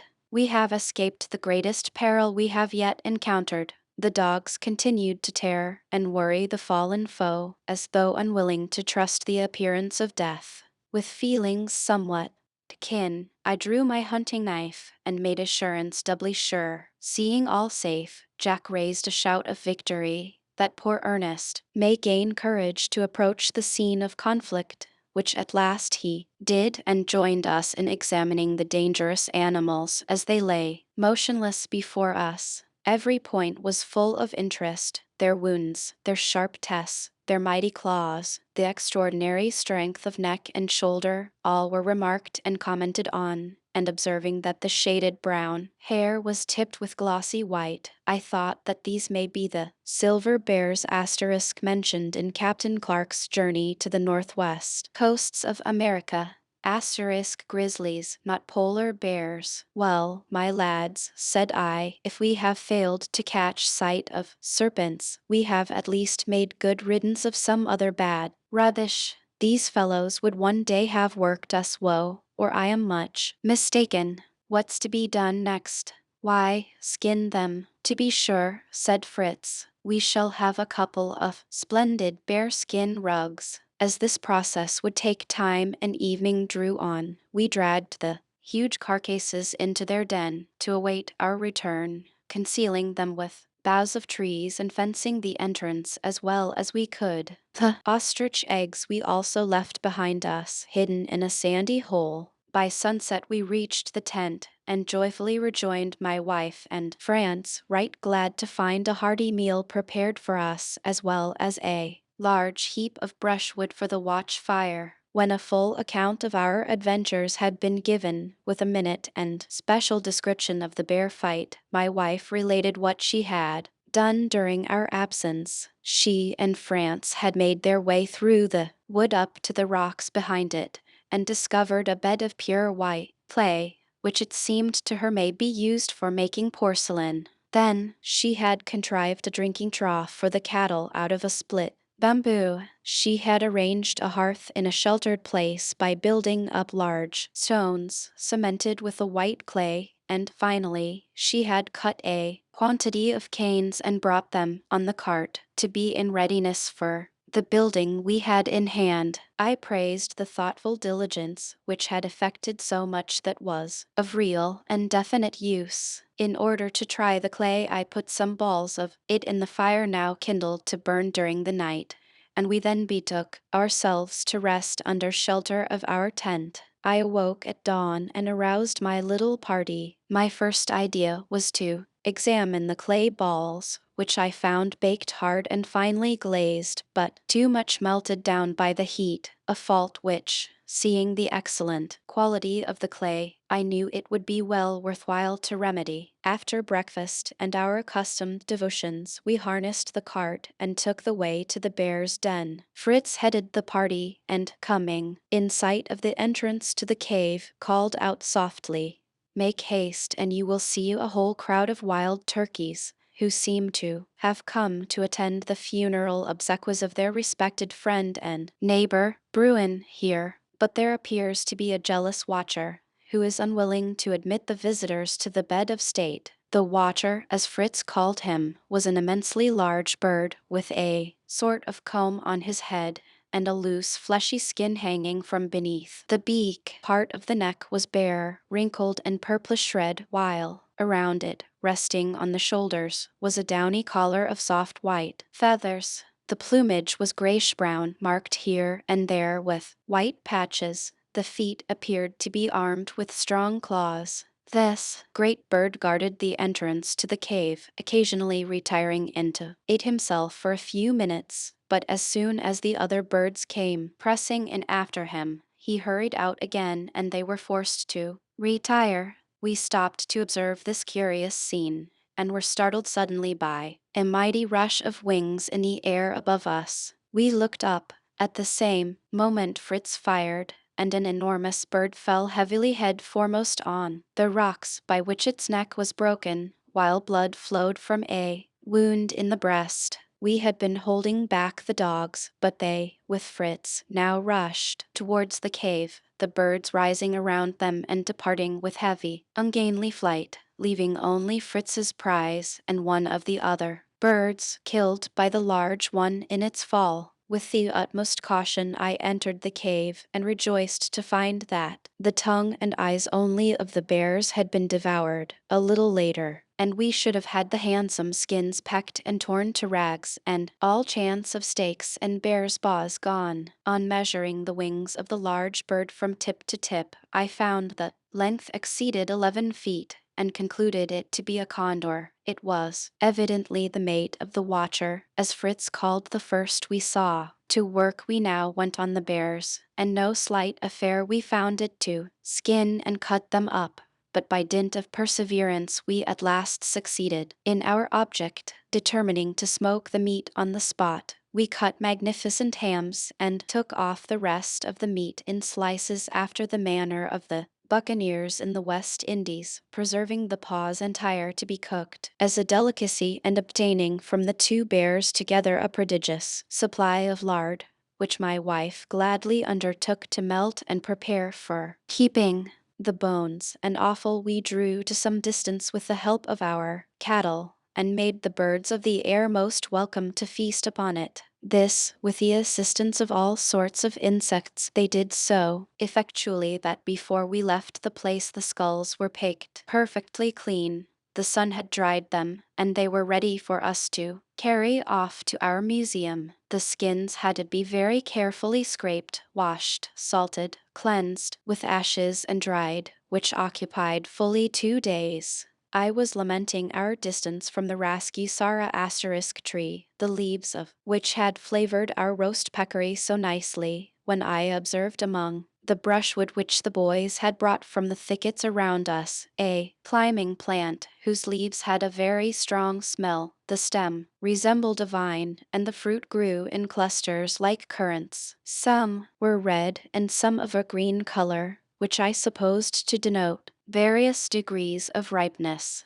They were hard, and the outer skin was quite thin. I recognized in this the pepper plant, a discovery particularly agreeable at this moment. Asterisk previously he called it Ravensara. The boys soon gathered a large supply. The red berries were soaked in salt and water for several days, then washed and rubbed, and finally, becoming perfectly white, were dried in the sun. The treatment of the green berries was simple. They were merely exposed to the sun's heat for a day or two, and then stored. In this way we obtained enough, both of black and white pepper, to last us a very long time. I took also a number of young plants, that we may have pepper, growing at Rockburg and our various settlements. Some roots of another plant were also taken, which, from the pods, appeared to be a kind of bean. We were glad of this occupation during the tedious business of smoking the bear's meat, and availed ourselves of the leisure time by also preparing for stuffing the condor and the turkey buzzard, urubu or black vulture, for I could not determine to which species the smaller bird belonged.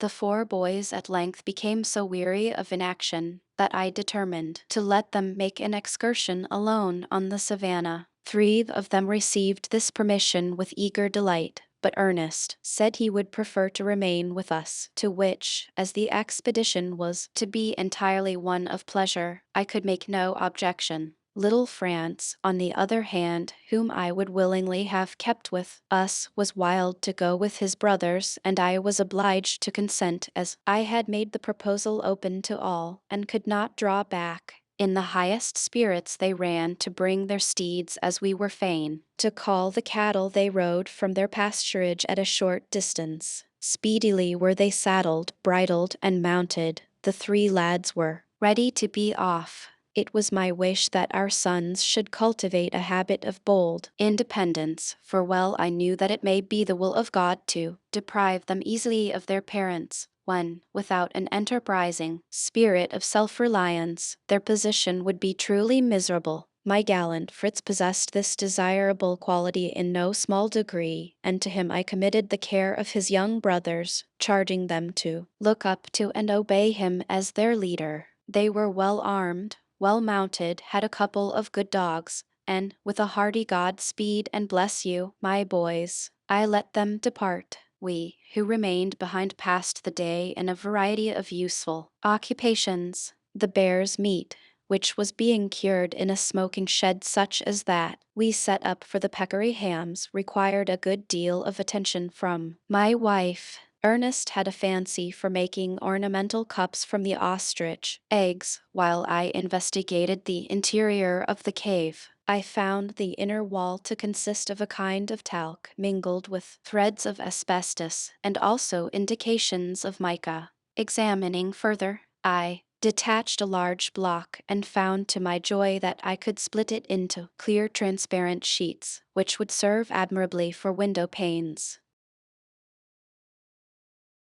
Chapter 13. As evening approached, the bears' paws, which were stewing for supper, sent forth savory odors, and we sat talking round the fire, while listening anxiously for sounds heralding the return of our young explorers. At last the tramp and beat of hoofs struck our ears. The little troop appeared, crossing the open ground before us at a sharp trot, and a shrill ringing cheer greeted us as we rose and went to meet them. They sprang from their saddles, the animals were set at liberty to refresh themselves, and the riders eagerly came to exhibit their acquisitions and give an account of themselves. Funny figures they cut. France and Jack had each a young kid slung on his back, so that the four legs, tied together, stuck out under their chins. Fritz's game bag looked remarkably queer. Round lumps, sharp points, and an occasional movement seemed to indicate a living creature or creatures within. Hurrah for the chase, father,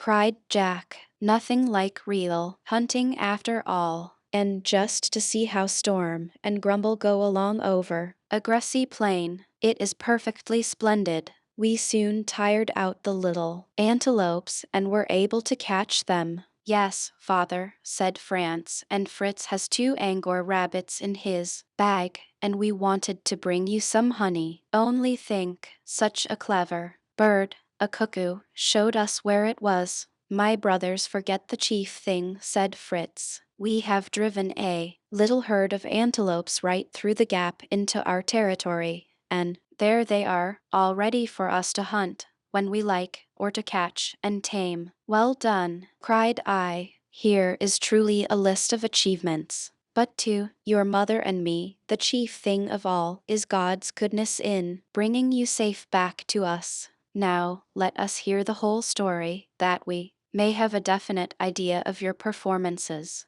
We had a splendid ride, said Fritz, down Glen Verdant and away to the defile through our rocky barrier, and the morning was so cool and fresh that our steeds galloped along nearly the whole way at the top of their speed. When we had passed through the gap, we moderated our furious pace and kept our eyes open on the lookout for game. We then trotted slowly to the top of a grassy hill, from whose summit we saw 2 herds of animals, whether antelopes, goats, or gazelles, we did not know, grazing by the side of the stream below us. We were about to gallop down and try to get a shot at them, when it struck me that it would be wiser to try and drive the whole herd through the gap into our own domain, where they would be shut up, as it were, in a park, free and yet within reach. Down the hill we rode as hard as we could go, formed in a semicircle, behind the larger herd of magnificent antelopes, and aided by the dogs, with shouts and cries drove them along the stream towards the gap. As we came near the opening they appeared inclined to halt and turn like sheep about to be driven into the butcher's yard,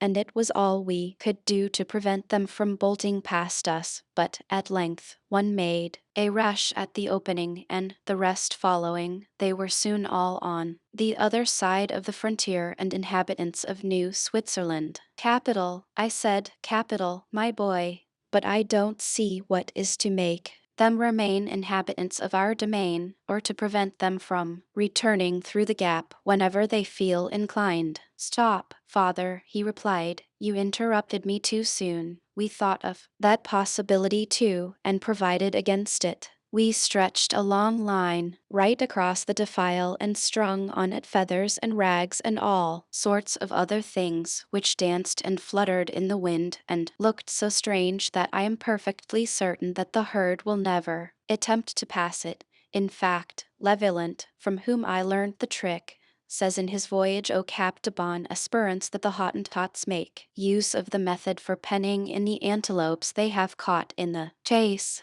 Well done, said I am glad to see that you remember what you have. Read. The antelopes are welcome to New Switzerland, but my boy, I added, I cannot say the same for the rabbits you have there. They increase so rapidly that if you establish a colony of the little wretches, your next difficulty will be to get rid of them. True, he replied, but my idea was to place them upon Whale Island, where they would find abundant food and at the same time in no way trouble us. May I not establish a warren there? It would be so useful. Do you know my eagle caught these pretty little fellows for me? I saw a number of them running about and so unhooded him, and in a few minutes he brought me 3, one dead, with whose body I rewarded him, and these 2 here, unhurt.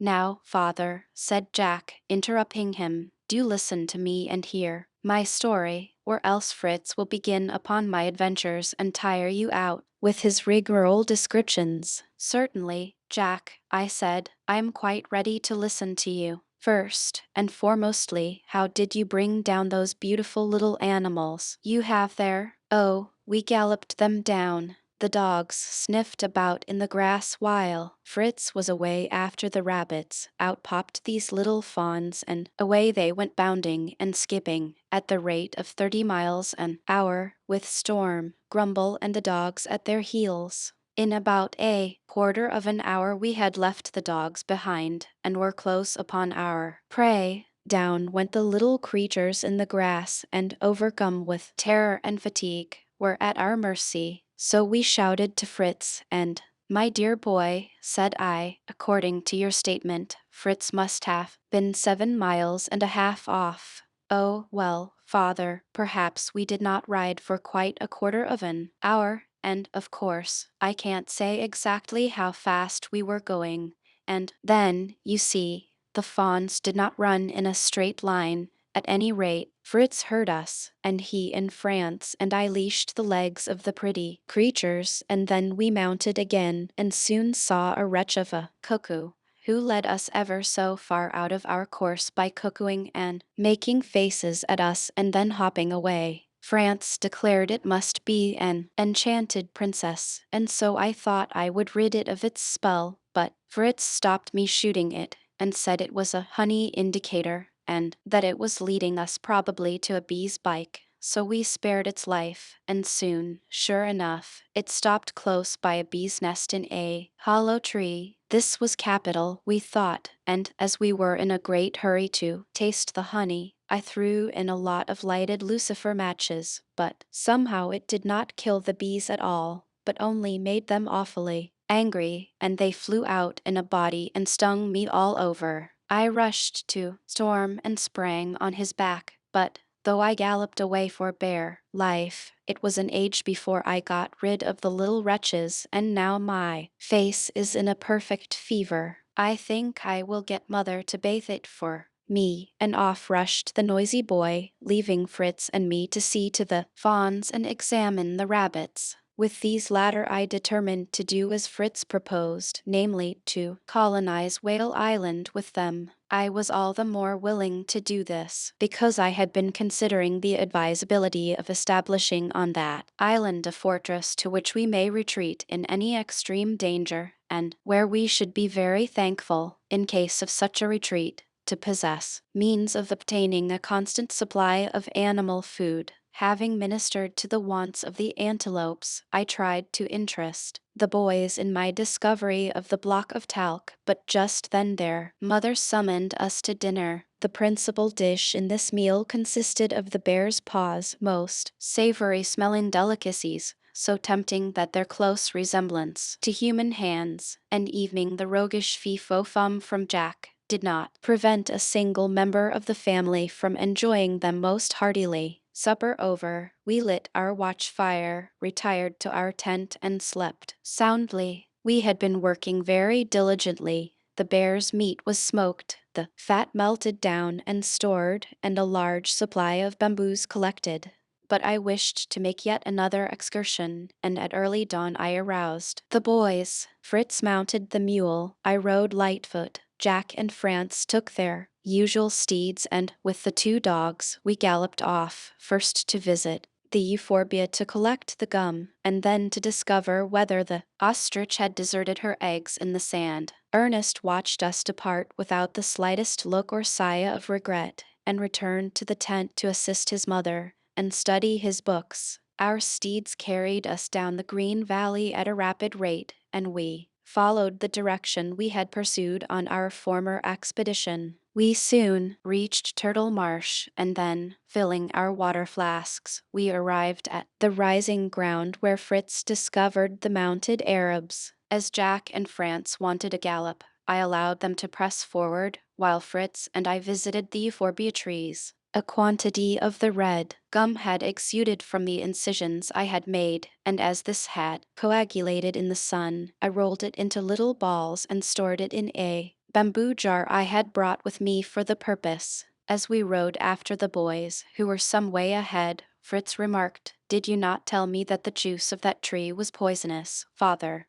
Why have you collected such a quantity?" "I did truly say so," I replied. "It is a most deadly poison. The inhabitants of the Cape of Good Hope use it to poison the springs, where wild animals assemble to quench their thirst, and they thus slaughter an immense number of the creatures for the sake of their hides. I intend, however, to use it to destroy the apes should they again commit depredations, and also in preparing the skins of animals to protect them from the attacks of insects." The two boys were still at some distance from us, when suddenly 4 magnificent ostriches rose from the sand where they had been sitting. Jack and France perceived them, and with a great shout, drove them towards us. In front ran a splendid male bird, his feathers of shining black, and his great tail plume waving behind. 3 females of an ashen gray color followed him. They approached us with incredible swiftness and were within gunshot before they perceived us. Fritz had the forethought to bind up the beak of his eagle so that, should he bring down an ostrich, he may be unable to injure it. He now threw up the falcon which, towering upwards, swooped down upon the head of the foremost bird, and so confused and alarmed him that he could not defend himself nor continue his flight. So greatly was his speed checked that Jack overtook him, and hurling his lasso, enfolded his wings and legs in its deadly coils and brought him to the ground. The other ostriches were almost out of sight, so leaving them to their own devices, we leaped from our steeds and attempted to approach the captured bird. He struggled fearfully and kicked with such violence, right and left, that I almost despaired of getting him home alive. It occurred to me, however, that if we could cover his eyes, his fury may be subdued. I instantly acted upon this idea, and flung over his head my coat and hunting bag,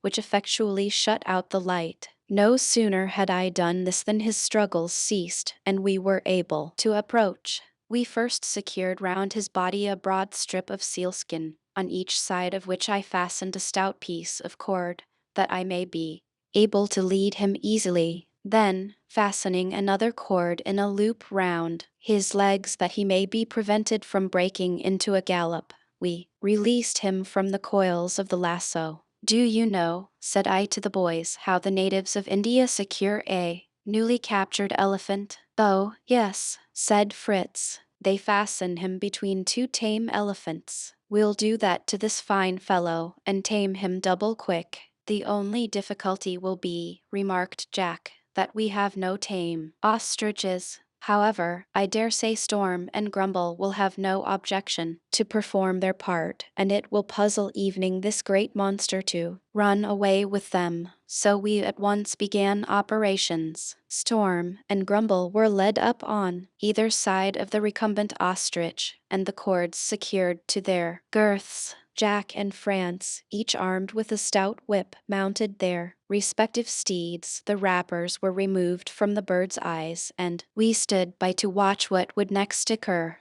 For some moments after the return of his sight he lay perfectly still. Then he arose with a bound and, not aware of the cords which hampered him, attempted to dash forwards. The thongs were stout, and he was brought to his knees. A fruitless struggle ensued, and then at length, seeming to accommodate himself to circumstances, he set off at a sharp trot, his guards making the air re-echo with their merry shouts. These cries stimulated the ostrich to yet further exertions, but he was at length brought to a stand by the determined refusal of his 4-footed companions to continue such a race across loose sand. The boys having enjoyed the long run, I told them to walk with the prisoner slowly home, while Fritz and I returned to examine the ostrich's nest. The eggs were quite warm, and I was certain that the mother had quite recently left the nest, leaving about half. I packed the rest of the eggs in a large bag I had brought for the purpose and slung it carefully on the saddle before me. We soon caught up our advance guard, and without other notable incident reached our tent. Astonishment and dismay were depicted on the face of my wife as we approached. "My dear husband," she exclaimed, "do you think our provisions so abundant that you must scour the deserts to find some great beast to assist us to devour them? You must discover an iron mine next, for iron is what ostriches chiefly live on, is it not? Oh, I do wish you would be content with the menagerie you have already collected, instead of bringing in a specimen of every beast you come across. And this is such a useless monster." "Useless, mother," exclaimed Jack. "You would not say so had you seen him run. Why, he will be the fleetest courser in our stables. I am going to make a saddle and bridle for him, and in future he shall be my only steed." Then, as for his appetite, father declares it is most delicate. He only wants a little fruit and grass, and a few stones and tenpenny nails to help his digestion. The way in which Jack assumed the proprietorship of our new prize seemed to strike his brothers as rather cool, and there was instantly a cry raised on the subject. "Very well," said Jack, "let us each take possession of the part of the ostrich we captured. Your bird, Fritz, seized the head. Keep that. Father shall have the body, I'll have the legs, and France a couple of feathers from the tail." "Come, come," said I think that Jack has a very good right to the ostrich, seeing that he brought it to the ground, and if he succeeds in taming it and converting it into a saddle horse, it shall be his. From this time, therefore, he is responsible for its training." The day was now too far advanced to allow us to think of setting out for Rockburg, so we fastened up the ostrich between two trees, and devoted the remainder of the evening to making preparations for our departure. At early dawn our picturesque caravan was moving homewards. The ostrich continued so refractory that we were obliged to make him again march between Storm and Grumble, and as these gallant steeds were thus employed, the cow was harnessed to the cart, laden with our treasures. Room was left in the cart for my wife. Jack and France mounted Storm and Grumble. I rode Lightfoot, and Fritz brought up the rear on Swift. At the mouth of the gap we called a halt, and replaced the cord the boys had strung with ostrich feathers by a stout palisade of bamboos. I also took the opportunity of collecting a store of pipe clay, as I intended during the winter months, which were close at hand, to try my hand at china making. When we reached the sugar-cane grove, we again stopped to collect the peccary hams we had left to be smoked, and my wife begged me to gather some seeds of an aromatic plant which grew in the neighborhood and which had the scent of vanilla. I obtained a good supply, and we moved forward towards Woodlands, where we intended to rest for the night after our long and fatiguing march. Our tent was pitched, and on our beds of cotton we slept soundly. Next morning early we examined our farmyard, which appeared in a most prosperous and flourishing condition. The sight of all these domestic animals made us long evening more than ever for our home at Rockburg, and we determined to hasten there with all possible speed. The number of our pigs, goats, and poultry had greatly increased since we had last visited our colony, and some of these, two fine broods of chickens especially, my wife wished to take back with her. We found that the herd of antelopes which Fritz and Jack had driven through the gap had taken up their abode in the neighborhood, and several times we saw the beautiful animals browsing amongst the trees.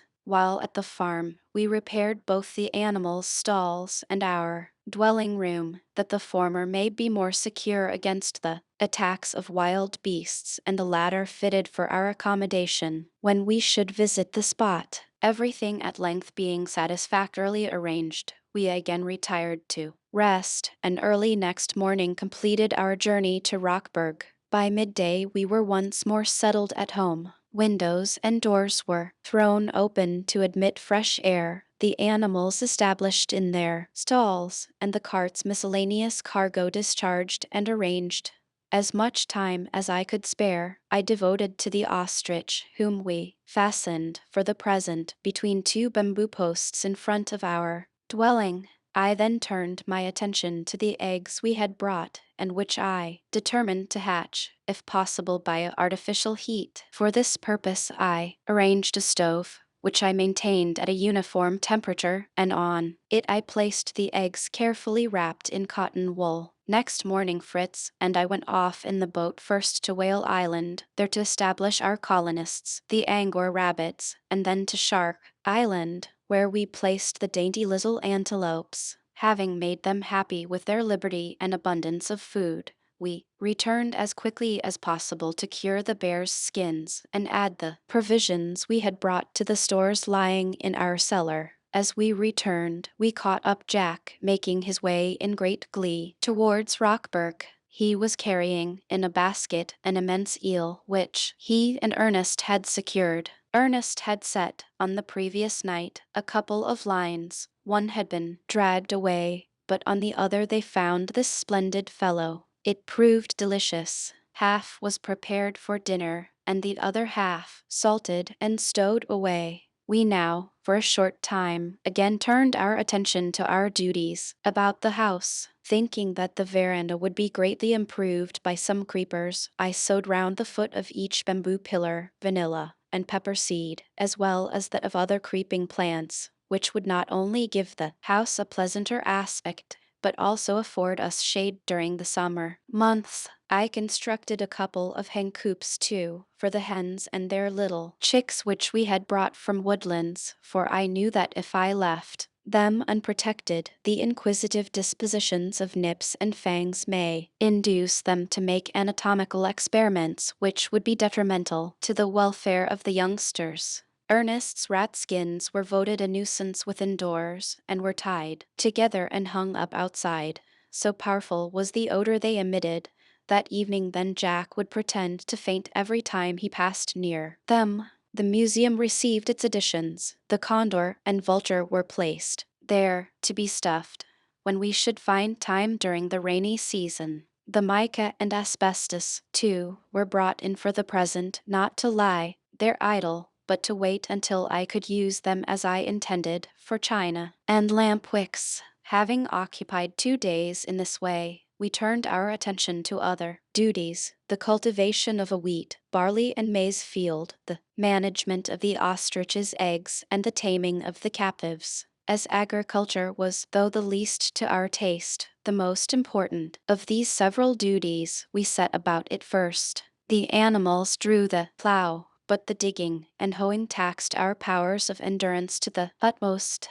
We worked 2 hours in the morning and 2 in the evening. Fully did we realize the words of Scripture, "In the sweat of your face shall you eat bread." In the interval we devoted our attention to the ostrich, but our efforts on behalf of his education seemed all in vain. He appeared as untamable as ever. I determined, therefore, to adopt the plan which had subdued the refractory eagle. The effect of the tobacco fumes almost alarmed me. The ostrich sank to the ground and lay motionless. Slowly, at length, he arose and paced up and down between the bamboo posts. He was subdued, but to my dismay, resolutely refused all food. I feared he would die. For 3 days he pined, growing weaker and weaker each day. Food he must have, cried I. Food he must have. My wife determined to attempt an experiment. She prepared balls of maize flour mixed with butter. One of these she placed within the bird's beak. He swallowed it and stretched out his long neck, looking inquiringly for a second mouthful. A second, third, and fourth ball followed the first. His appetite returned, and his strength came again. All the wild nature of the bird had gone, and I saw with delight that we may begin his education as soon as we chose. Rice, guavas, maize, and corn he ate readily, washing it down, as Jack expressed it, with small pebbles, to the great surprise of France, to whom I explained that the ostrich was merely following the instinct common to all birds, that he required these pebbles to digest his food, just as smaller birds require gravel. After a month of careful training, our captive would trot, gallop, obey the sound of our voice, feed from our hand, and, in fact, showed himself perfectly docile. Now our ingenuity was taxed to the utmost. How were we to saddle and bridle a bird? First, for a bit for his beak. Vague ideas passed through my mind, but every one I was obliged to reject. A plan at length occurred to me. I recollected the effect of light and its absence upon the ostrich, how his movements were checked by sudden darkness, and how, with the light, power returned to his limbs. I immediately constructed a leathern hood to reach from the neck to the beak, cutting holes in it for the eyes and ears. Over the eyes holes I contrived square flaps or blinkers, which were so arranged with whalebone springs that they closed tightly of themselves. The reins were connected with these blinkers so that the flaps may be raised or allowed to close at the rider's pleasure. When both blinkers were open, the ostrich would gallop straight ahead, close his right eye and he turned to the left, close his left and he turned to the right, shut both and he stood stock still.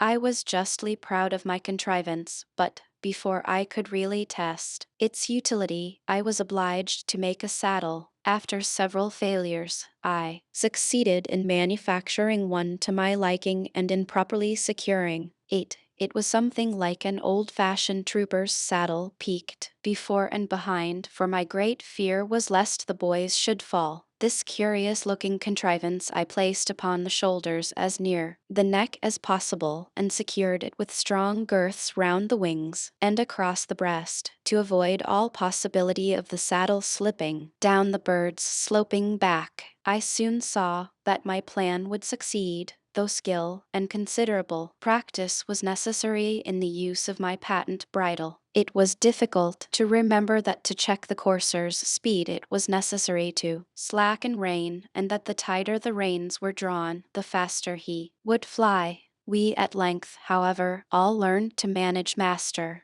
Hurricane, and the distance between Rockburg and Falconhurst was traversed in an almost incredibly short space of time. The marvelous speed of the bird again revived the dispute as to the ownership, and I was obliged to interfere. Jack shall retain the ostrich, said I, for it is most suited to him. He is a lighter weight than either of you his elder brothers, and France is not yet strong enough to manage such a fleet courser. But he is so far to be considered common property that all may practice on him occasionally, and, in a case of necessity, anyone may mount him. Our field work was by this time over. The land had been plowed and sown with wheat, barley, and maize. On the other side of Jackal River, we had planted potatoes and cassava roots, and all sorts of other seeds had been carefully sown. We had not neglected the ostrich's eggs,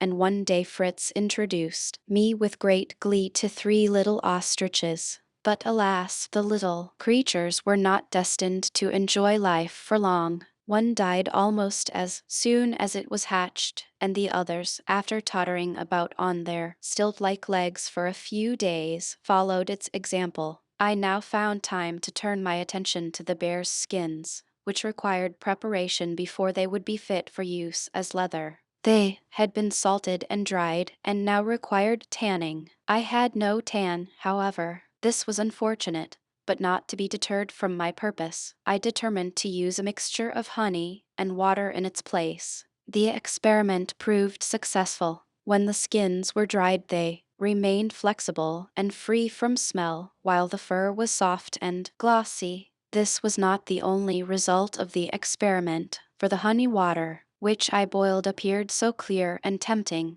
that it struck me that I may prepare from it an excellent drink.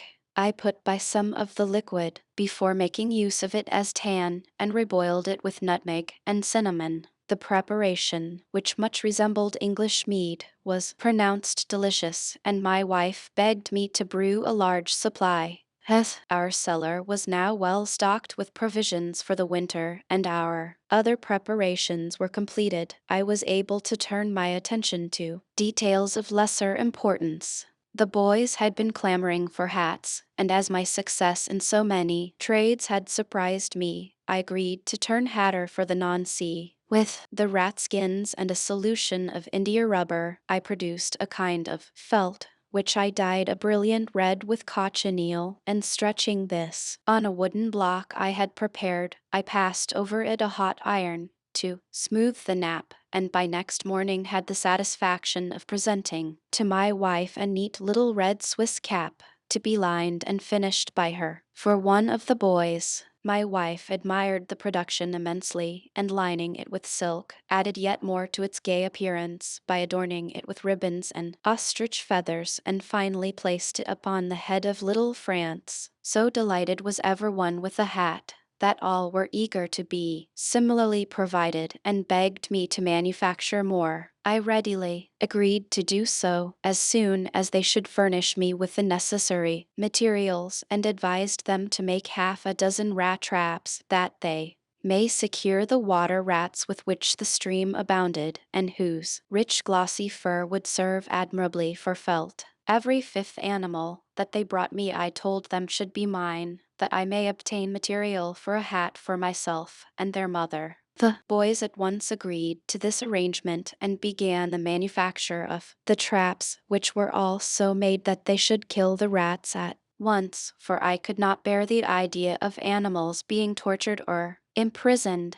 While they were thus engaged, I applied myself to the manufacture of porcelain. I first cleaned the pipe clay and talc from all foreign substances, and made them ready to be beaten down with water into a soft mass, and then prepared my molds of gypsum plaster. These preparations were at length made, and the molds received a thin layer of the porcelain material. When this was partly baked, I sprinkled over it a powder of colored glass beads which I had crushed, and which looked very pretty in patterns upon the transparent porcelain. Some of my china vessels cracked with the heat of the stove. Some were very ill-shaped, but after many failures, I succeeded in producing a set of white cups and saucers, a cream jug, a sugar basin, and half a dozen small plates.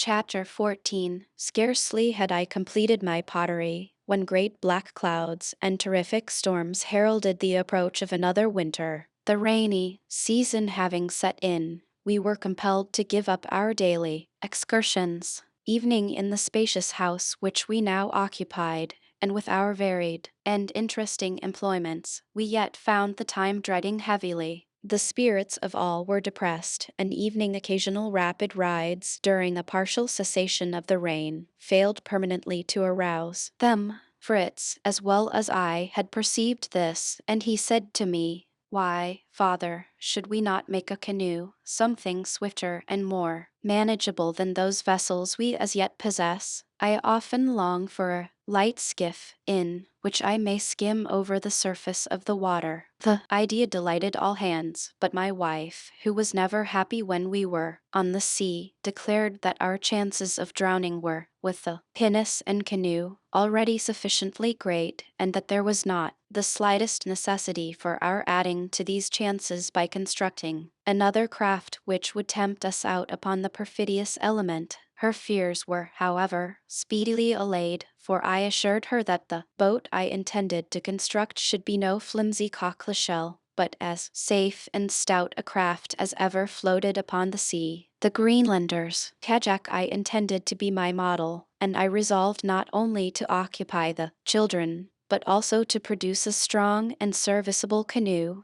a masterpiece of art. The boys were interested, and the boat building was soon in operation. We constructed the skeleton of whalebone, using split bamboo canes to strengthen the sides and also to form the deck, which extended the whole length of the boat. leaving merely a square hole in which the occupant of the canoe may sit. The work engrossed our attention most entirely, and by the time it was complete the rain had passed away and the glorious sun again shone brightly forth. Our front door was just wide enough to admit of the egress of our boat, and we completed her construction in the open air. We quickly cased the sides and deck with seal skin, making all the seams thoroughly watertight with caoutchouc. The kajak was truly a curious-looking craft, yet so light that she may be lifted easily with one hand, and when at length we launched her she bounded upon the water like an india-rubber ball. Fritz was unanimously voted her rightful owner, but before his mother would hear of his entering the frail-looking skiff she declared that she must contrive a swimming dress, so that should his boat receive a puncture from a sharp rock or the dorsal fin of a fish and collapse, he may yet have a chance of saving his life. Though I did not consider the kajak quite the soap bubble my wife imagined it, I yet willingly agreed to assist her in the construction of the dress. The garment we produced was most curious in appearance, and I must own that I doubted its efficiency. It was like a double waistcoat made of linen prepared with a solution of india rubber, the seams being likewise coated with caoutchouc, and the whole rendered perfectly airtight. We so arranged it that one little hole was left, by means of which air could be forced into the space between the outer covering and the lining, and the dress inflated. Meanwhile I perceived with pleasure the rapid vegetation the climate was producing. The seeds we had scattered had germinated, and were now promising magnificent crops. The veranda, too, was looking pleasant, with its gay and sweet-scented creepers, which were already aspiring to the summit of the pillars. The air was full of birds, the earth seemed teeming with life. The dress was at length completed, and Fritz, one fine afternoon, offered publicly to prove it. We all assembled on the beach. The boy gravely donned and inflated the garment, and amidst roars of laughter from his brothers entered the water. Quickly and easily he paddled himself across the bay towards Shark Island, where we followed in one of our boats. The experiment was most successful and earnest. Jack and France, in spite of their laughter at their brother's garment, begged their mother to make for each of them a similar dress.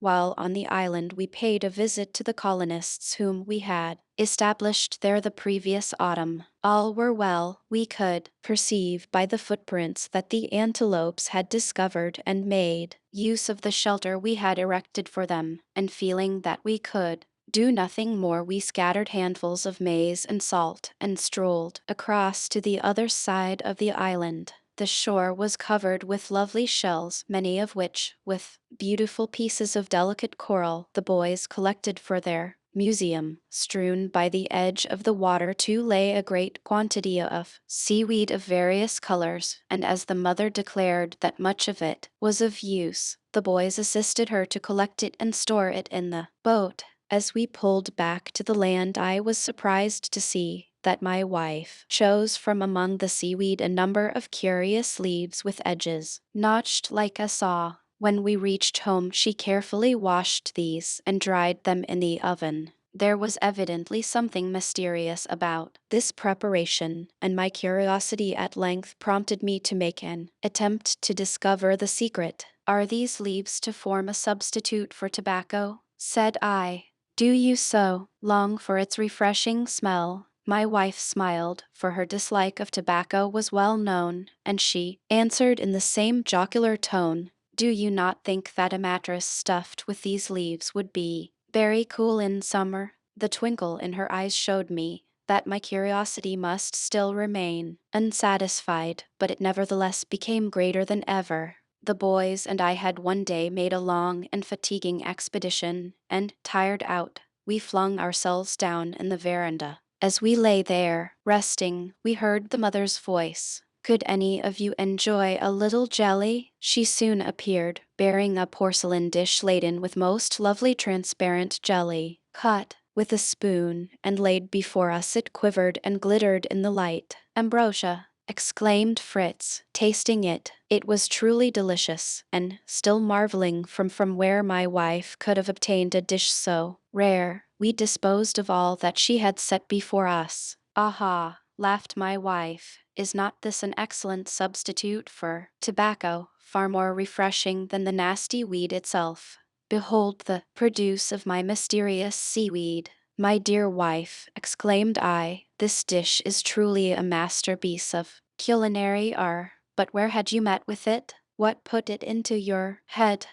While staying with my Dutch friends at the Cape, replied she, I often saw it, and at once recognized the leaves on Shark Island. Once knowing the secret, the preparation of the dish is extremely simple. The leaves are soaked in water, fresh every day, for a week, and then boiled for a few hours with orange juice, citron, and sugar. We were all delighted with the delicacy, and thanked my wife for it most heartily, the boys declaring that they must at once go off again to the island to collect as many of the leaves as they could find. I agreed to accompany them, for I wished to examine the plantations we had made there. All were flourishing. The palms and mangroves had shot up in a most marvelous manner, and many of the seeds which I had cast at random amongst the clefts in the rocks had germinated and promised to clothe the nakedness of the frowning boulders. Away up among the rocks, too, we discovered a bright, sparkling spring of delicious water, at which, from the footprints around, we saw that the antelopes must have refreshed themselves. Finding everything so satisfactory, we were naturally anxious to discover how our colony and plantations on Whale Island had fared. It was evident at a glance that the rabbits had increased. The young and tender shoots of the trees bore the marks of many greedy, mischievous little tests.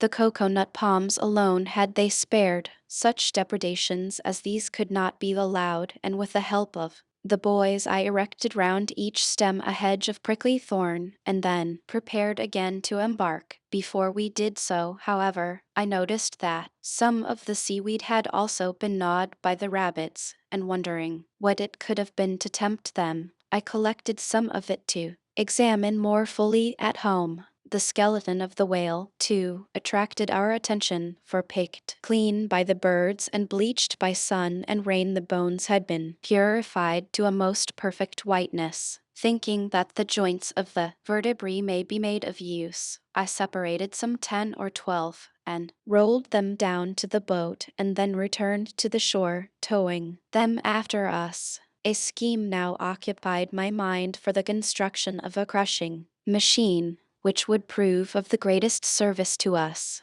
I knew that to make such a machine of stone was far beyond my power, but it had struck me that the vertebrae of the whale may serve my purpose. I determined next morning to look out a tree from which I may cut the blocks of wood that I should require to raise my crushers. My expedition was destined to be a solitary one, for when I went to the stables for a horse, I discovered that the boys had gone off by themselves with their guns and traps, and had left to me the choice between the bull and buffalo. With storm, therefore, I was fain to be content. I crossed the bridge, but as I reached the cassava field I noticed to my great annoyance that it had been overrun and laid waste by some mischievous animals. I examined the footprints, and seeing that they greatly resembled those of pigs, determined to follow the trail and see who these invaders of our territory would prove to be. The track led me on for some way until I almost lost sight of it near our old potato field.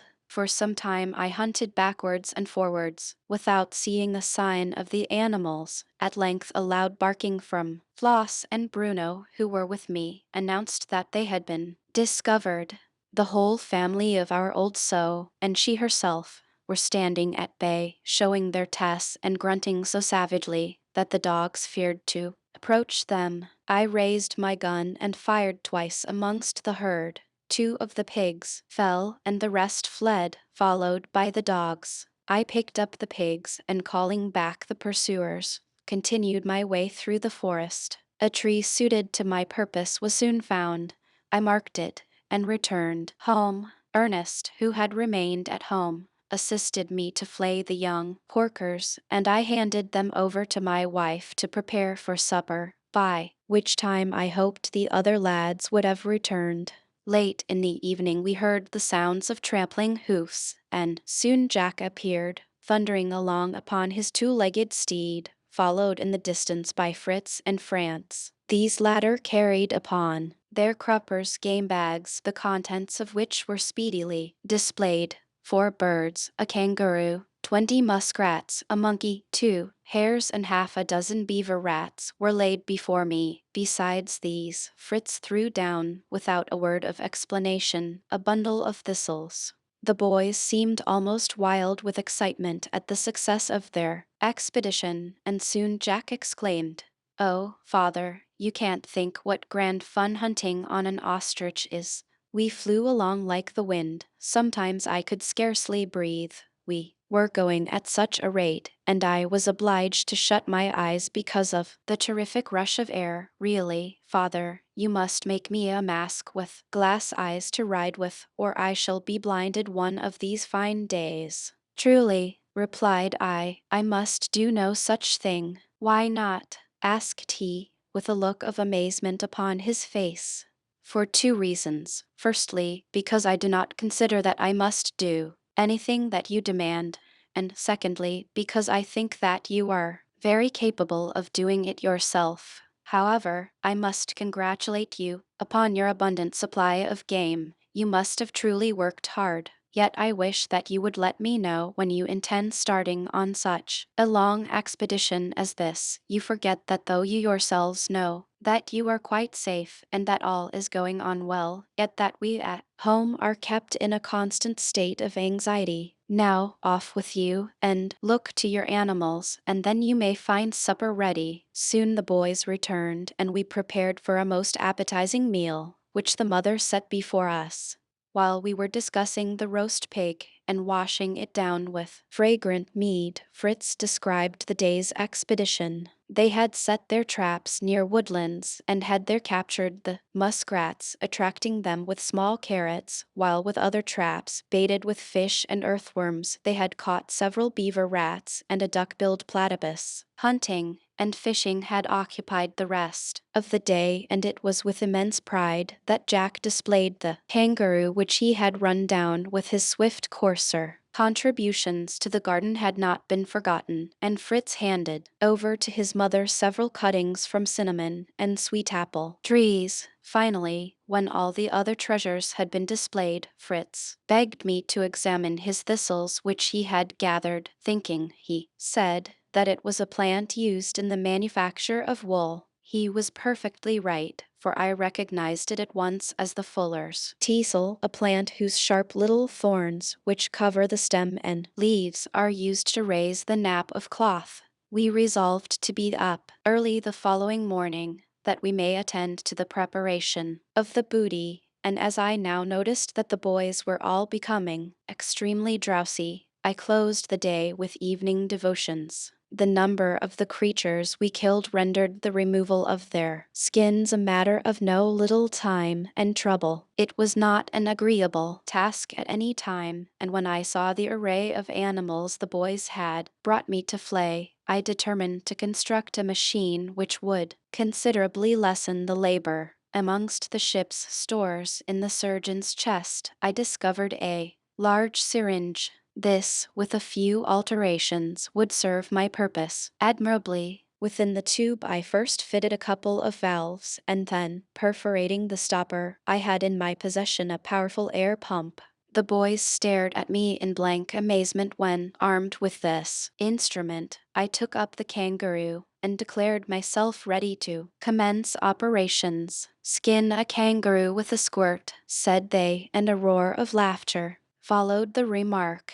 I made no reply to the jests which followed, but silently hung the kangaroo by its hind legs to the branch of a tree. I then made a small incision in the skin, and inserting the mouth of the syringe forced air with all my might between the skin and the body of the animal. By degrees the hide of the kangaroo distended, altering the shape of the creature entirely. Still I worked on, forcing in yet more air until it had become a mere shapeless mass, and I soon found that the skin was almost entirely separated from the carcass. A bold cut down the belly, and a few touches here and there where the ligatures still bound the hide to the body, and the animal was flayed. What a splendid plan, cried the boys. But why should it do it? For a most simple and natural reason, I replied. Do you not know that the skin of an animal is attached to its flesh merely by slender and delicate fibers, and that between these exist thousands of little bladders or air chambers? By forcing air into these bladders, the fibers are stretched, and at length, elastic as they are cracked,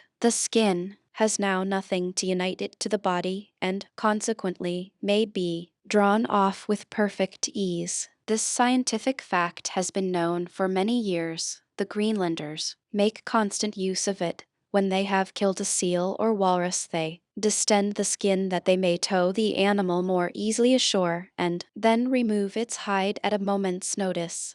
The remaining animals were subjected to the same treatment, and, to my great joy, in a couple of days the skins were all off and being prepared for use. I now summoned the boys to assist me in procuring blocks of wood for my crushing machine, and the following day we set forth with saws, ropes, axes, and other tools. We soon reached the tree I had selected for my purpose, and I began by sending Fritz and Jack up into the tree with axes to cut off the larger of the high branches so that, when the tree fell, it may not injure its neighbors. They then descended, and Fritz and I attacked the stem. As the easiest and most speedy method, we used a saw, such as is employed by sawyers in a saw pit, and Fritz taking one end and I the other, the tree was soon cut half through. We then adjusted ropes, that we may guide its fall, and again began to cut. It was laborious work, but when I considered that the cut was sufficiently deep, we took the ropes and pulled with our united strength. The trunk cracked, swayed, tottered, and fell with a crash. The boughs were speedily lopped off, and the trunk sawed into blocks 4 feet long. To cut down and divide this tree had taken us a couple of days, and on the third we carted home 4 large and 2 small blocks, and with the vertebrae joints of the whale I, in a very short time, completed my machine. While engaged on this undertaking, I had paid little attention to our fields of grain, and accordingly, great was my surprise when one evening the fowls returned, showing most evident indifference to their evening meal, and with their crops perfectly full. It suddenly struck me that these birds had come from the direction of our cornfield. I hurried off to see what damage they had done, and then found to my great joy that the grain was perfectly ripe. The amount of work before us startled my wife.